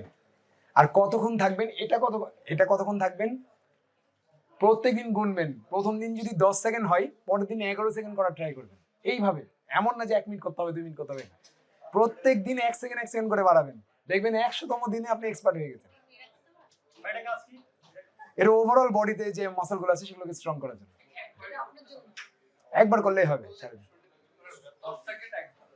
10 সেকেন্ডে একবার প্রথম দিন, দ্বিতীয় দিন 11 সেকেন্ড, তৃতীয় দিন 12 সেকেন্ড, যদি 15 সেকেন্ড পারেন দ্বিতীয় দিন 15 সেকেন্ড করবেন। যদি প্রথম দিন কারো 1 মিনিট হয় তাহলে ভালো, পরের দিনে 1 মিনিট 1 সেকেন্ড করেন।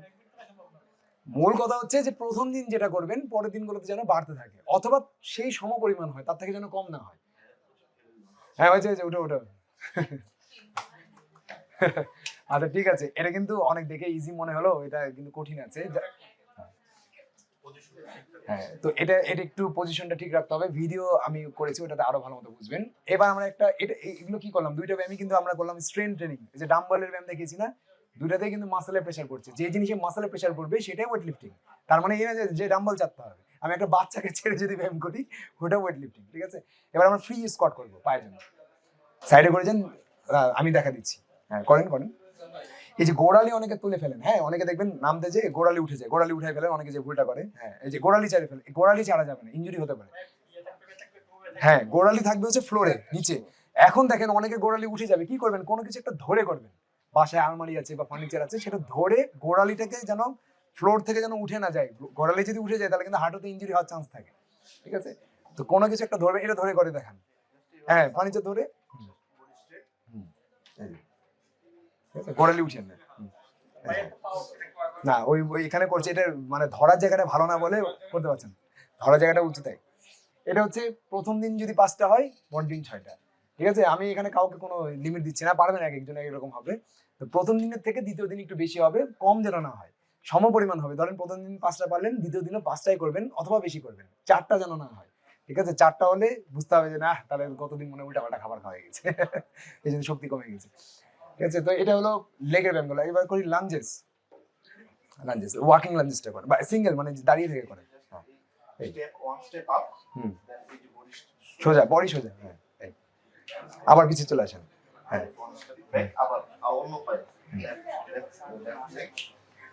এবার ওয়াকিং লাঞ্জেসটা করেন। এটা হচ্ছে যাদের বাসায় জায়গা কম তারা এক জায়গায় দাঁড়িয়ে করবেন, আর যাদের ছাদ আছে বারান্দা আছে তারা ওয়াকিং লাঞ্জেস। আমরা একটা ডিসটেন্স সেট করে নিব, তারপরে জাস্ট এই গেলাম, ওয়ান স্টেপ আপ, এইভাবে কন্টিনিউ একটা ডিসটেন্স মেইনটেইন করব।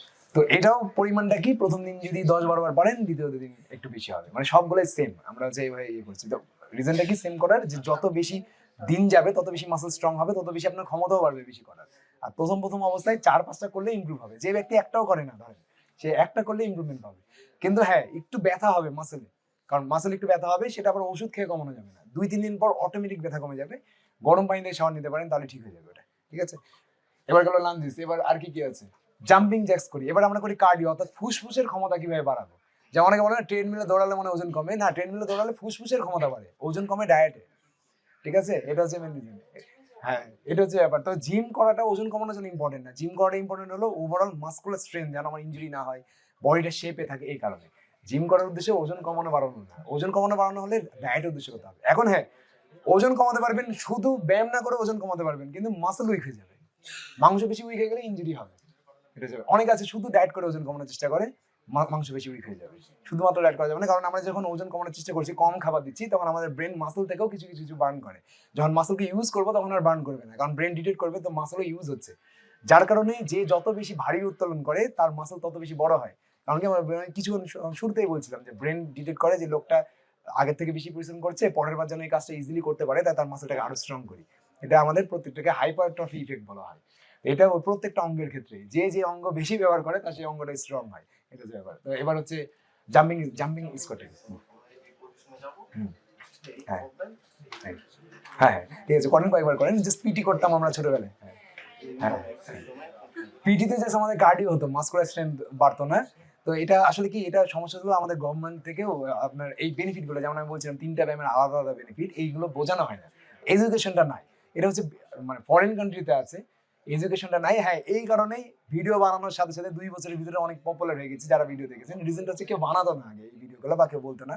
তো এটা হচ্ছে মানুষকে শেখানোর চেষ্টা করছি যে এই জিনিসগুলো করেন, কারণ ইউএসএতে বলেন বা ইউরোপে, জার্মানিতে, যে কোনো কান্ট্রিতে দেখবেন বাচ্চাদেরকে ছোটবেলা থেকে ফিজিক্যাল মুভমেন্টে রাখা হচ্ছে। কারণ আমরা কিন্তু যখন পড়াশোনা করি বা এই যে অফিস জব করছি, তখন কিন্তু আমাদের কর্টিসল রেজ হয়। এই কর্টিসল কমানোর একমাত্র উপায় খেলাধুলা। খেলাধুলা না করলে কিন্তু আপনার ওইটা কি হবে, ওই অতিরিক্ত চিনি জমতে জমতে আপনার ডায়াবেটিস হবে 30-এর পর। এটা হচ্ছে রিজন যে আমরা পড়াশোনা করে এক হাতে সার্টিফিকেট নিয়ে বেরোচ্ছি, আর এক হাতে প্রেসক্রিপশন নিয়ে বেরোচ্ছি। এই যে কোনো একটা নিয়ে বেরোতে হবে, তার ভিতরে ভালোটাই নিতে হবে, যে সার্টিফিকেট নিয়ে যেন বের হয়। আর বাকি আরো অনেক ধরনের ব্যায়াম আছে, বেঞ্চ ডিপস আছে। একটা চেয়ার নিয়ে আসে, একটা চেয়ার নিয়ে আসে। হ্যাঁ, এই চেয়ারটা দিন। হ্যাঁ হ্যাঁ, চেয়ারটা একটু ভারী হতে হবে যেন সরে না যায়। আমি আপাতত ধরছি। এইভাবে করেন আপনি। হ্যাঁ, সোজা হাতটা রেখে পাটা ফরওয়ার্ড, এবার হাতের ভরে উঠতে হবে। হ্যাঁ, তো এই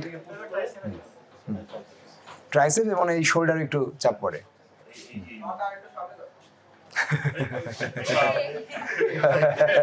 ঠিক আছে। তো আপনাদেরকে দেখানোর জন্য আর একটু পজিশন। থ্যাংক ইউ ভাই।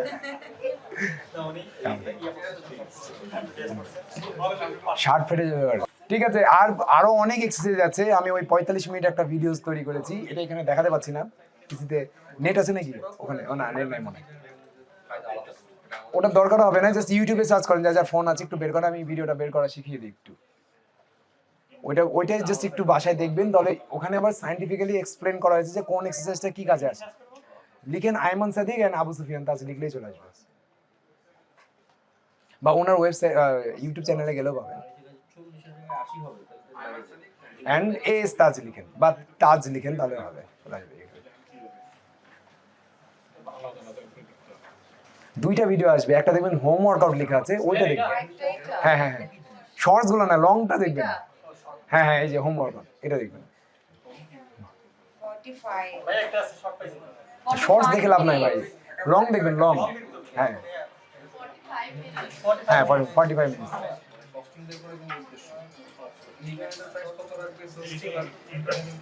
এটা তো মূলত এটা পরে দেখেন, আমি নেক্সটে যাই। পরে ইয়ে করেন। Next slide please. স্লাইডটা চেঞ্জ করেন ভাই। হ্যাঁ, আচ্ছা, আরো আবার। আচ্ছা, এটা সেট, এটা ওই ভিডিওতে পাবেন, এটা এক্সপ্লেন না করি। এটা বোঝাই দিই, যারা ধরেন যে একটু জিমে গিয়ে ব্যায়াম করেন বা একটু সময় নিয়ে ব্যায়াম করতে চান, তারা একদিন আপার বডি করবেন, একদিন লোয়ার বডি করবেন। যাদের সময় নাই তারা সবগুলো ব্যায়াম একদিনেই করবেন। এখানে ম্যাক্সিমাম মানুষেরই সময় নাই, করতে ইচ্ছা করবে না। ইজি ওয়ে একদম। যারা 5 দিন ব্যায়াম করবেন, অর্থাৎ সময় নিয়ে ব্যায়াম করতে চান, একদিন আপার বডি, মানে আপার বডির জন্য যেটা পায়ের যে ব্যায়ামগুলো করলাম সেটাকে ধরবেন লোয়ার বডি, আর একদিন আপার বডি। আপার বডি হচ্ছে যে পুশ আপস দিলাম, বেঞ্চ ডিপস করলাম। এটা ওই ভিডিওটাতে আরো ভালো মতো এক্সপ্লেন করা আছে। এখানে জাস্ট আমি একটা বেসিক ধারণা দিচ্ছি, ওই ভিডিওটা দেখলে হবে। পরে স্লাইডে যাই প্লিজ। এটাও পরে যাই। এটাও এরপরে। এবার দেখেন স্পট রিডাকশন। এইটা হচ্ছে সমস্যা আমাদের সবার, যে আমরা যারা সাধারণ মানুষ তারা মনে করি যেই বডি পার্টের ব্যায়াম করবো সেই বডি পার্টের চর্বি কমে। যে বডি পার্টের ব্যায়াম করি সেই বডি পার্টের টার্গেট করে চর্বি কমানো যায় না, নতুন চর্বি জমতে বাধা দেওয়া যায়। অর্থাৎ কেউ যদি পেটের ব্যায়াম করে, পেটের যে সেন্সরগুলো আছে, মাসলগুলো আছে, সেগুলোতে তো ছোট ছোট ব্লাড ভেসেলস আছে, মাংসপেশিতে রক্ত পৌঁছায় যে জিনিসগুলো, সেগুলোতে যখন ব্লাড সাপ্লাইগুলো বেড়ে যায় তখন নতুন চর্বি জমতে বাধা দেয়, কিন্তু পুরাতন চর্বি কমবে ক্যালোরি ডেফিসিট ডায়েট মেনটেন করবে। অর্থাৎ আপনি যদি চর্বি কমাতে চান, ধরেন আপনি টার্গেট করে হাতের চর্বি কমাতে পারবেন না, হাতের ব্যায়াম করলে হাতটা একটু স্ট্রং হবে, ওখানে নতুন চর্বি জমবে না। কিন্তু মনে করছেন আমার হাত মোটা, আমি হাতের বেশি ব্যায়াম করবো তাই চর্বি কমে যাবে, ব্যাপারটা সেরকম না। যে বডি পার্টের ব্যায়াম করি আমরা, সেই বডি পার্টের মাসলটাকে স্ট্রং হয়, চর্বি কমে ওভারঅল যদি আমরা ক্যালোরি ডিফিসিট করি টার্গেট করে, এটা কমবে না। ডায়েট করলে আপনার পুরো বডিতে যেখানে যেখানে চর্বি আছে সেখানে কমবে। এখন দুইজনের আলাদা আলাদা হরমোন হওয়ার কারণে আলাদা আলাদা জায়গায় চর্বি বেশি হয়। ছেলেদের টেস্টোস্টেরনের কারণে নাভির পাশে চর্বি বেশি জমে, মেয়েদের ইস্ট্রোজেনের কারণে কোমর থেকে হাঁটু পর্যন্ত বেশি চর্বি জমে। তো যখন আমরা হেলদি ডায়েট মেনটেন করবো, তখন সবার লাস্টে কিন্তু আমরা কোমর এবং হাঁটুর পর্যন্ত, মানে মেয়েরা যদি হয় তাহলে কোমর থেকে হাঁটু পর্যন্ত রেজাল্ট পাবো, ছেলেরা হলে বেলিতে, মানে সবার লাস্টে ওইখানে আমার রেজাল্ট শো হবে। কমবে কিন্তু সব জায়গা থেকে। আমি যদি এক্সপ্লেন করি, একটা সুইমিং পুল তো দেখেছেন অনেকেই, সুইমিং পুলে দেখেছেন না, কোনো কোনো জায়গায় উঁচু, কোনো জায়গায় অনেক গভীর। সুইমিং পুল থেকে যদি পানি তুলি, সব জায়গা থেকে পানি কমলেও কিন্তু সবার আগে আমরা রেজাল্ট কোথায় পাবো? সিঁড়িতে। সবার আগে দেখবো সিঁড়ি থেকে পানি কমে গেছে, তার মানে কি অন্য অন্য জায়গা থেকে পানি কমেনি? সব জায়গা থেকেই কমেছে, কিন্তু যে জায়গায় গভীর সেই জায়গায় আমরা রেজাল্ট দেখতে পাচ্ছি না। তো পেটে বা হিপের এই এরিয়াতে অনেক বেশি চর্বি থাকে বলে আমাদের প্রথম যখন আমরা ডায়েট করি, আমাদের অগভীর স্থান হচ্ছে আমাদের মুখ বা হাতের কবজি। দেখবেন অনেকেরই মুখ শুকিয়ে যায়, একটু একদিন কম খাওয়া হলেই মনে হয় যে একটু মুখটা শুকনো শুকনো লাগছে। রিজনটা কি? এটা হচ্ছে অগভীর জায়গা, এই জায়গায় আমরা রেজাল্ট সবার আগে পাই, কিন্তু পুরো বডি থেকেই চর্বি কমে একসাথে। নেক্সট যাই প্লিজ, তাড়াতাড়ি শেষ করি। কখন ব্যায়াম করব? যে কখনোই ব্যায়াম করে না সে যে কোনো একবেলা ব্যায়াম করলেই হবে, 2 বেলা ব্যায়াম করার আলাদা বেনিফিট আছে। কেউ যদি সকালে ব্যায়াম করে শক্তি একটু কম থাকবে তার শরীরে, কিন্তু মিস যাওয়ার চান্স নেই। কেউ যদি রাতে ব্যায়াম করে শক্তি একটু বেশি থাকবে, কিন্তু মিস যেতে পারে, কারণ রাতে বেলা অনেকে বন্ধু বান্ধব থাকবে। যদি সময় কম থাকে, সকালবেলা ঘুম থেকে উঠে ব্যায়াম করে নেওয়া ভালো, পরবর্তীতে মিস হয়ে যাবে। 20 মিনিট কিন্তু অনেকে বলে ভাই ফ্যাট লস করতে গেলে সকালে ওয়েট গেইন করতে গেলে রাতে ব্যায়াম করা ভালো। না, এরকম কোনো কিছু হয় না। ব্যায়ামের উপরে তো fat loss weight gain depend করে, আমি আগেই বললাম। আবার ঠিক থাকবে যে কোনো টাইমে ব্যায়াম করলে, আপনি যদি রাত 2টার সময় ব্যায়াম করেন তাও হবে, কিন্তু ঘুমাতে হবে ভালো মতো দিনের বেলা। যেমন যারা ফ্রিল্যান্সিং করে, রাত জেগে কাজ করে, তাদেরকে দিনের বেলা ঘুম পূরণ করতে হবে ঠিকঠাক মতো, নাহলে কিন্তু ফ্যাট কমবে না শরীর থেকে। নেক্সটে যাই প্লিজ।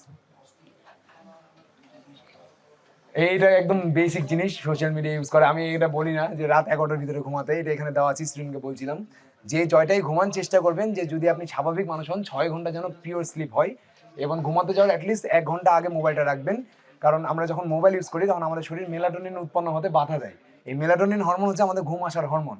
তো যতক্ষণ আমরা মোবাইল ইউজ করছি, ততক্ষণ আলোর দিকে তাকিয়ে আছি, ততক্ষণ পর্যন্ত আমাদের ব্রেন ফিল করে যে বাইরে মনে হয় এখনো দিন আছে, রাত হয়নি। ব্রেন যখন ডিটেক্ট করবে না যে বাইরে দিন আছে, তখন মেলাটোনিন উৎপন্ন হবে না।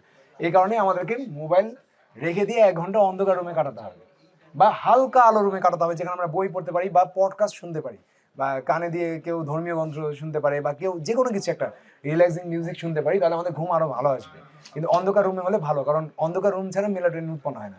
কেউ কেউ আছে ভাই আমি তো ফোন রেখে দিয়ে ঘুমিয়ে যাই, হ্যাঁ গভীর ঘুম হয় না, হয়তো ঘুমিয়ে যাচ্ছেন, গভীর ঘুমে যাওয়ার পর কিন্তু আমাদের হরমোনগুলো উৎপাদন হয়। অনেকে আছে না দেখবেন একটু আওয়াজে ঘুম ভেঙে যায়, অনেকে আছে যে বাসায় চুরি হয়ে গেলেও ঘুম ভাঙে না, যার বাসায় চুরি হয়ে গেলেও ঘুম ভাঙে না, তার ঘুমটা গভীর হয়, বুঝছেন? এটা হচ্ছে। তো গভীর ঘুমে না গেলে সমস্যা, তখন আমার হরমোন প্রোডাকশন আবার ঠিকঠাক মতো হবে না, যেটা মেয়েদের ক্ষেত্রে বেশিরভাগই হয়, যে বাচ্চা কাচ্চা হওয়ার পর মেয়েরা রাত্রেবেলা ঠিকঠাক মতো ঘুমাতে পারে না, যার কারণে তাদের ওয়েটটা খুব দ্রুত বাড়তে থাকে, কারণ তাদের কর্টিসল কমতে চায় না। এই জন্য যারা পরিবারে মা হন তাদেরকে একটু বেশি সাপোর্ট করতে হয়, কিন্তু আমরা হয়তো বা সেই সাপোর্টটা করতে পারি না। আমি যখন আমার ওয়াইফ প্রেগনেন্ট হয়েছিল, বা যখন বাচ্চা ডেলিভারি হয়েছে, তারপর থেকে আমি আমার বাচ্চাকে রাত্রেবেলা সামলাতাম, তাকে একটু ঘুমানোর সুযোগটা বেশি করে দিতাম। তো সেটাও আপনাদের বাসাতে যারা আছে, ভবিষ্যতে আপনার ওয়াইফ হবে, আপনার বোন হবে, যেই হোক, তাদেরকে একটু ঘুমানোর সুযোগটা করে দিতে হবে, নাহলে তারা আস্তে আস্তে তাদের অনেকগুলো হেলথ প্রবলেম হবে, যেটা পরে যে দেখা দিবে। পরে স্লাইডে যাই প্লিজ।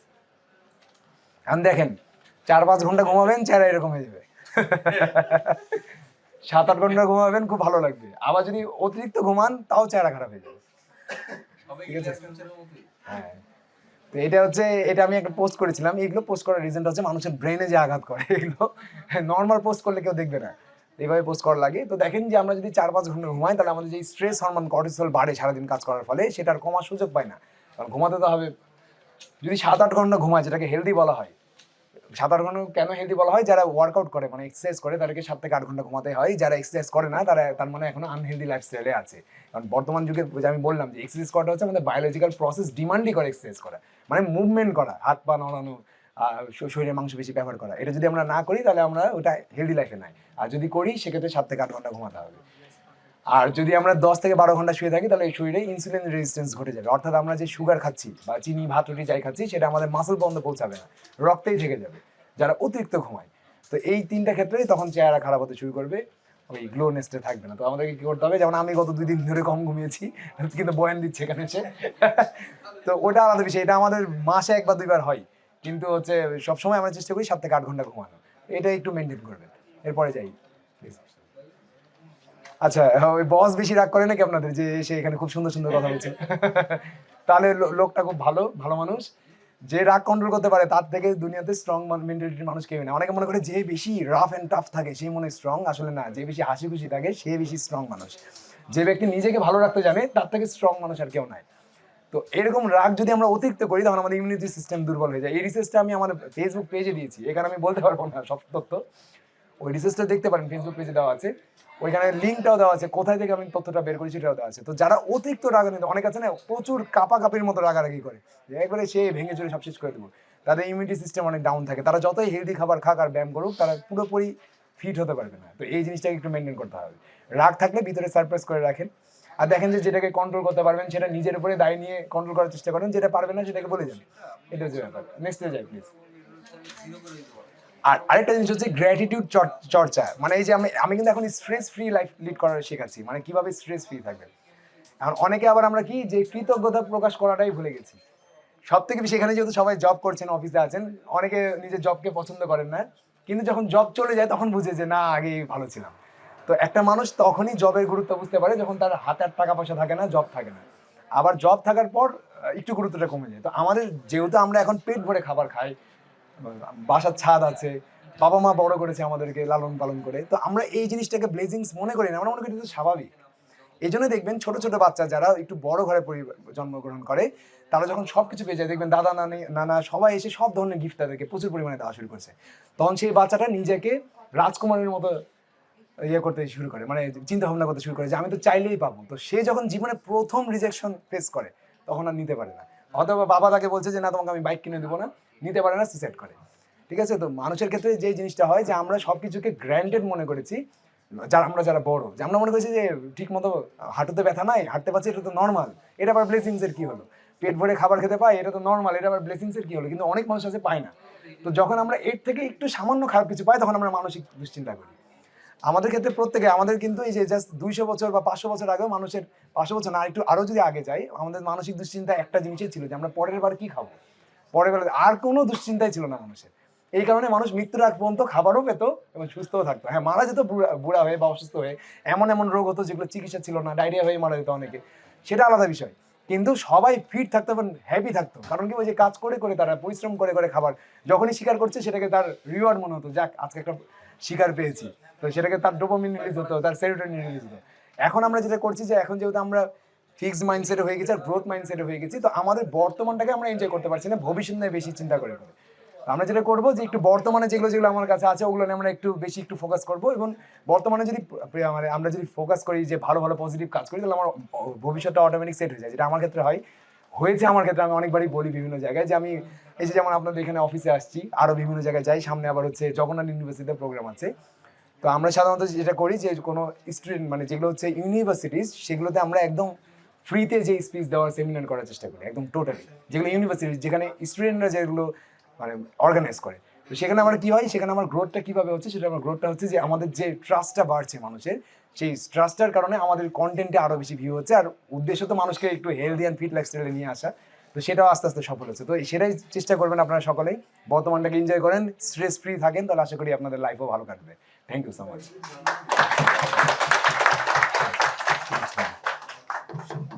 ও আচ্ছা, কোয়েশ্চেন যদি করেন কেউ, আমি এখানে দাঁড়িয়ে আছি, আমাকে কোয়েশ্চেন করতে পারেন, একটু মাইকটাও দিয়ে দিন যিনি কোয়েশ্চেন করবেন। ও প্রোগ্রামার, যেটা প্রোগ্রামার আর হচ্ছে যেই জিনিসগুলো আলোচনা করলাম আজকে সব সেম। প্রোগ্রামারটা আমি ওই যে ব্র্যাক ইউনিভার্সিটিতে যারা প্রোগ্রামার ছিল তাদেরকে আমি কথা বলছিলাম, ওটা কাটতে ভুলে গেছি, সরি। তো ওইটা কি হয়েছে যে ওইখানে আমি এই যে ডেস্কে যে টেবিলে কিভাবে কাজ করবে, কিভাবে বসবে, কিভাবে খাবে, সেম তথ্যই আজকে পুরোটাই শুরু থেকে দিয়েছি আপনাদের আর ওদের সেম। রিজনটা কি, যে আপনারাও কম্পিউটারে কাজ করেন, প্রোগ্রামারও কম্পিউটারে কাজ করে, আপনারাও চেয়ারে বসে কাজ করেন, তারাও করে, সেগুলো নিয়ে আলোচনা করেছি।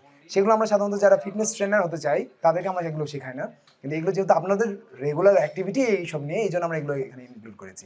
আর বাকি সব সেম বেসিক, জাস্ট বেসিক যে বাসায় যে রান্না করা খাবার হয় সেটা খাবেন, মেপে খাবেন, একটু জেনে নেন কতটুকু দরকার।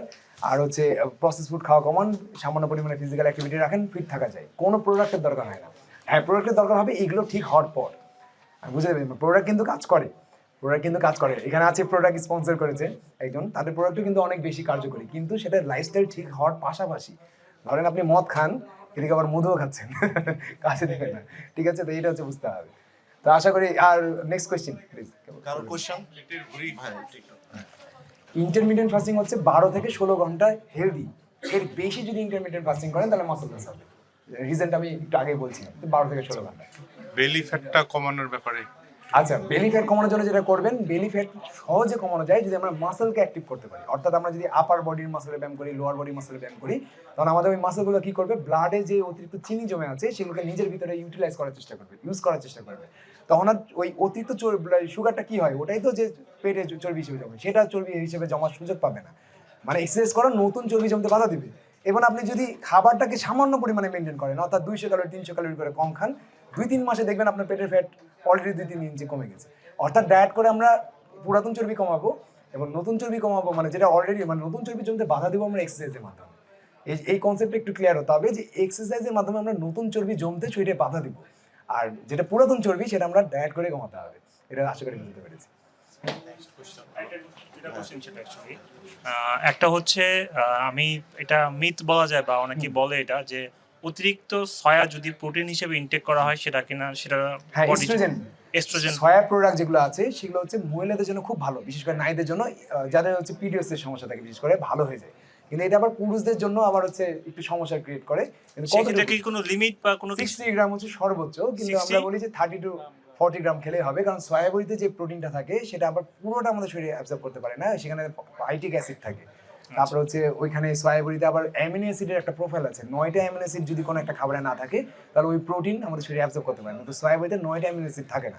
সয়া বড়ি খাওয়া যাবে, সয়া বড়ির সাথে ছোলা এবং বিভিন্ন ধরনের ডাল মিক্স করে যদি খান তাহলে প্রোটিন পাবেন, কিন্তু শুধু যদি সয়া বড়ি খান তাহলে আবার পুরোপুরি প্রোটিন পাবেন না। এটা হচ্ছে, কিন্তু সয়া বড়ি 60 গ্রাম পর্যন্ত খাওয়া যাবে, কোনো রকম সাইড এফেক্ট কিছুই হবে না। আরেকটা সেকেন্ড কোশ্চেন হচ্ছে মানে আমি যদি ডায়েটে অতিরিক্ত প্রোটিন রাখি সেটা কি আমার কিডনিতে কোনো ইফেক্ট করবে না, আপনি মনে হয় শুরুতে ছিলেন কিনা আমি জানি না। আর যাই হোক, আমি আবার বলে দিই যে প্রোটিন আমরা ওভারইট করি না বাংলাদেশিরা। আমি একটু আগে বললাম যে 60 গ্রাম যদি সাধারণ, আপনার ওজন কত এখন? আমার এখন 72। হ্যাঁ, 70 গ্রাম প্রোটিন আপনি হিসাব করে দেখবেন, আপনার 70 গ্রাম প্রোটিন হবেই না। যদি আমি 140 গ্রাম, হ্যাঁ, যদি আপনি ব্যায়াম করেন প্লাস 140 গ্রাম খান, যেটা আমি বলছিলাম যারা ব্যায়াম করে তারা 2 গ্রাম খেতে পারবে, তাহলেও সমস্যা নাই। প্রোটিন তখনই সমস্যা হবে যখন কিডনিতে কোনো ইফেক্ট না, ইফেক্ট পড়বে না যদি রিকোয়ারমেন্টের ভিতরে থাকে। ধরেন আপনার রিকোয়ারমেন্টই না, এর বেশি খাচ্ছেন, তখন সমস্যা হবে।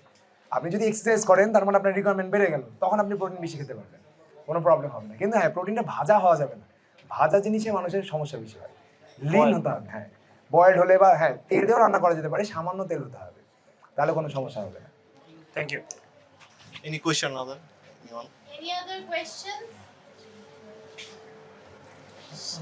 ওকে, ঠিক আছে, শেষ করি। অনেক কথা বললাম, এই গলা, আমার মনে হয় কথা বলতে বলতে গলা পরে আরো ভালো হয়ে গেছে। যাক, ঠিক আছে। আমার মনে হয় অনেক ওয়েল ইনফরমেটিভ সেশন ছিল, তাই কার কোনো কোশ্চেন নেই। না, আমরা আসলে কি এটা চেষ্টা করেছি যে যেন এমন সব ইনফরমেশন দিয়ে দেওয়া যেন কোয়েশ্চেন করার সুযোগ আর না থাকে। যেমন 2-1টা কোয়েশ্চেন আসছে, সেগুলো আমি আলোচনা করেছি, হয়তো ওই সময় ওনারা ছিলেন না। এটা হচ্ছে যেহেতু, কিন্তু সমস্যা নাই, এই কোয়েশ্চেন করলে আরো নতুন নতুন জিনিস বের হয়। এটা হচ্ছে ব্যাপার। তো থ্যাংক ইউ সবাইকে। আর অনেকে কিন্তু এনার্জেটিক ছিল, ম্যাক্সিমাম ক্ষেত্রে দেখা যায় সবাই হাই তুলে ঘুমায় না, এখানে এনার্জেটিক ছিল। এই কথা বলতে ভালো লেগেছে, এটা একটা ফিডব্যাক আমি আপনাদের দিলাম। আমারটা কেমন পরে শুনবো, কমেন্ট করে ভিডিওতে।